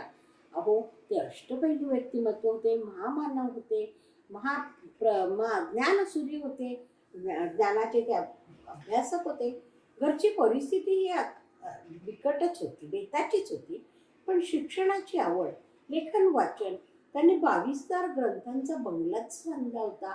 अहो, ते खूप अभ्यासक होते. त्यांनी BA ही पदवी मुंबई येथे घेऊन त्याच्यानंतरचं शिक्षण त्यांनी परदेशात केलं. कोलंबिया येथे त्यांनी MA ही पदवी घेतली व तेथील त्यांचा भारतीय व्यापार हा विषय होता. त्यांचा मूळ अभ्यास विषय हा अर्थशास्त्रच होता. ते अर्थतज्ज्ञ होते. त्यांनी PhD देखील ही परदेशातच त्यांनी ब्रिटिश हिंदुस्थानातील क्रांती व त्यानुसार उत्क्रांती कशी व्हावी हा त्यांचा सब्जेक्ट होता. तसंच त्यांनी DSc ही पदवी परदेशात घेतली व त्यात त्यांचा भारतीय रुपया, त्यातील समस्या व त्यावरील उपाय हा विषय त्यांनी घेतला होता. ते अर्थतज्ज्ञ होते, गाढे अभ्यासक होते, वित्तशास्त्र, वित्त विषय त्यांनी भरपूर पुस्तकं लिहिली होती. त्याचप्रमाणे त्यांना नोबेल पारितोषिक मिळाले होते. पुरोगामी विचारसरणीचे होते, महामानव होते, 20व्या शतकाचे महानायक होते, अर्थनेते होते. ते आपण उच्च श्रेणीचे व भरपूर त्यांनी त्यासाठी आपले जीवन आपले दान दिले होते समाजाला. त्याचप्रमाणे त्यांनी 1 एप्रिल 1935 मध्ये प्रॉब्लेम ऑफ रुपी या ग्रंथाचा आधार घेऊन रिझर्व्ह बँक ऑफ इंडियाची स्थापना केली. म्हणूनच हे आर्थिक वर्ष 1 एप्रिल हे मानण्यात येते. मला असं सांगावंसं वाटतं. त्याचप्रमाणे त्यांचं बहुजन हिताय बहुजन सुखाय ह्या मंत्र्याच्या नुसार त्यांचा समतेचा विचार हा किती अर्थविषयक आहे हे दिसून येते. त्याचप्रमाणे त्यांचा क्रांतिवाद, युक्तिवाद, कृषीवाद, समतावाद व औद्योगिकरण यानुसार त्यांनी घटनेमध्ये या साऱ्याचे नमूद केलं होतं. जास्तीत जास्त आपला देश कसा आर्थिकदृष्ट्या प्रगतीपथावर जाईल हाच त्यांचा मूळ प्रांजल हेतू होता. बाबासाहेब आंबेडकर यांनी भरपूर वित्त ग्रंथ लिहिले. त्याचप्रमाणे त्यांना अभ्यासक असून त्यांना बरेच पारितोषिक मिळाले व जास्तीत जास्त त्यांचा कृषी विषयक आपली भारत कृषी प्रधान देश आहे, कृषी निर्माते आहे. इथे सर्व अन्न, पाणी, वस्त्र, निवारा या साऱ्या गोष्टींचं शेतकरीच आपलं 80% भारतात 80% देश 80% लोक ही कृषी विषयक निर्माते आहेत. त्यासाठी जास्तीत जास्त सुधारणा झाली पाहिजे, औद्योगिकरण झालं पाहिजे, यांत्रिकीकरण व आधुनिक पद्धतीने ती व्यवस्था शेतीची झाली पाहिजे असं त्यांचं मत होतं.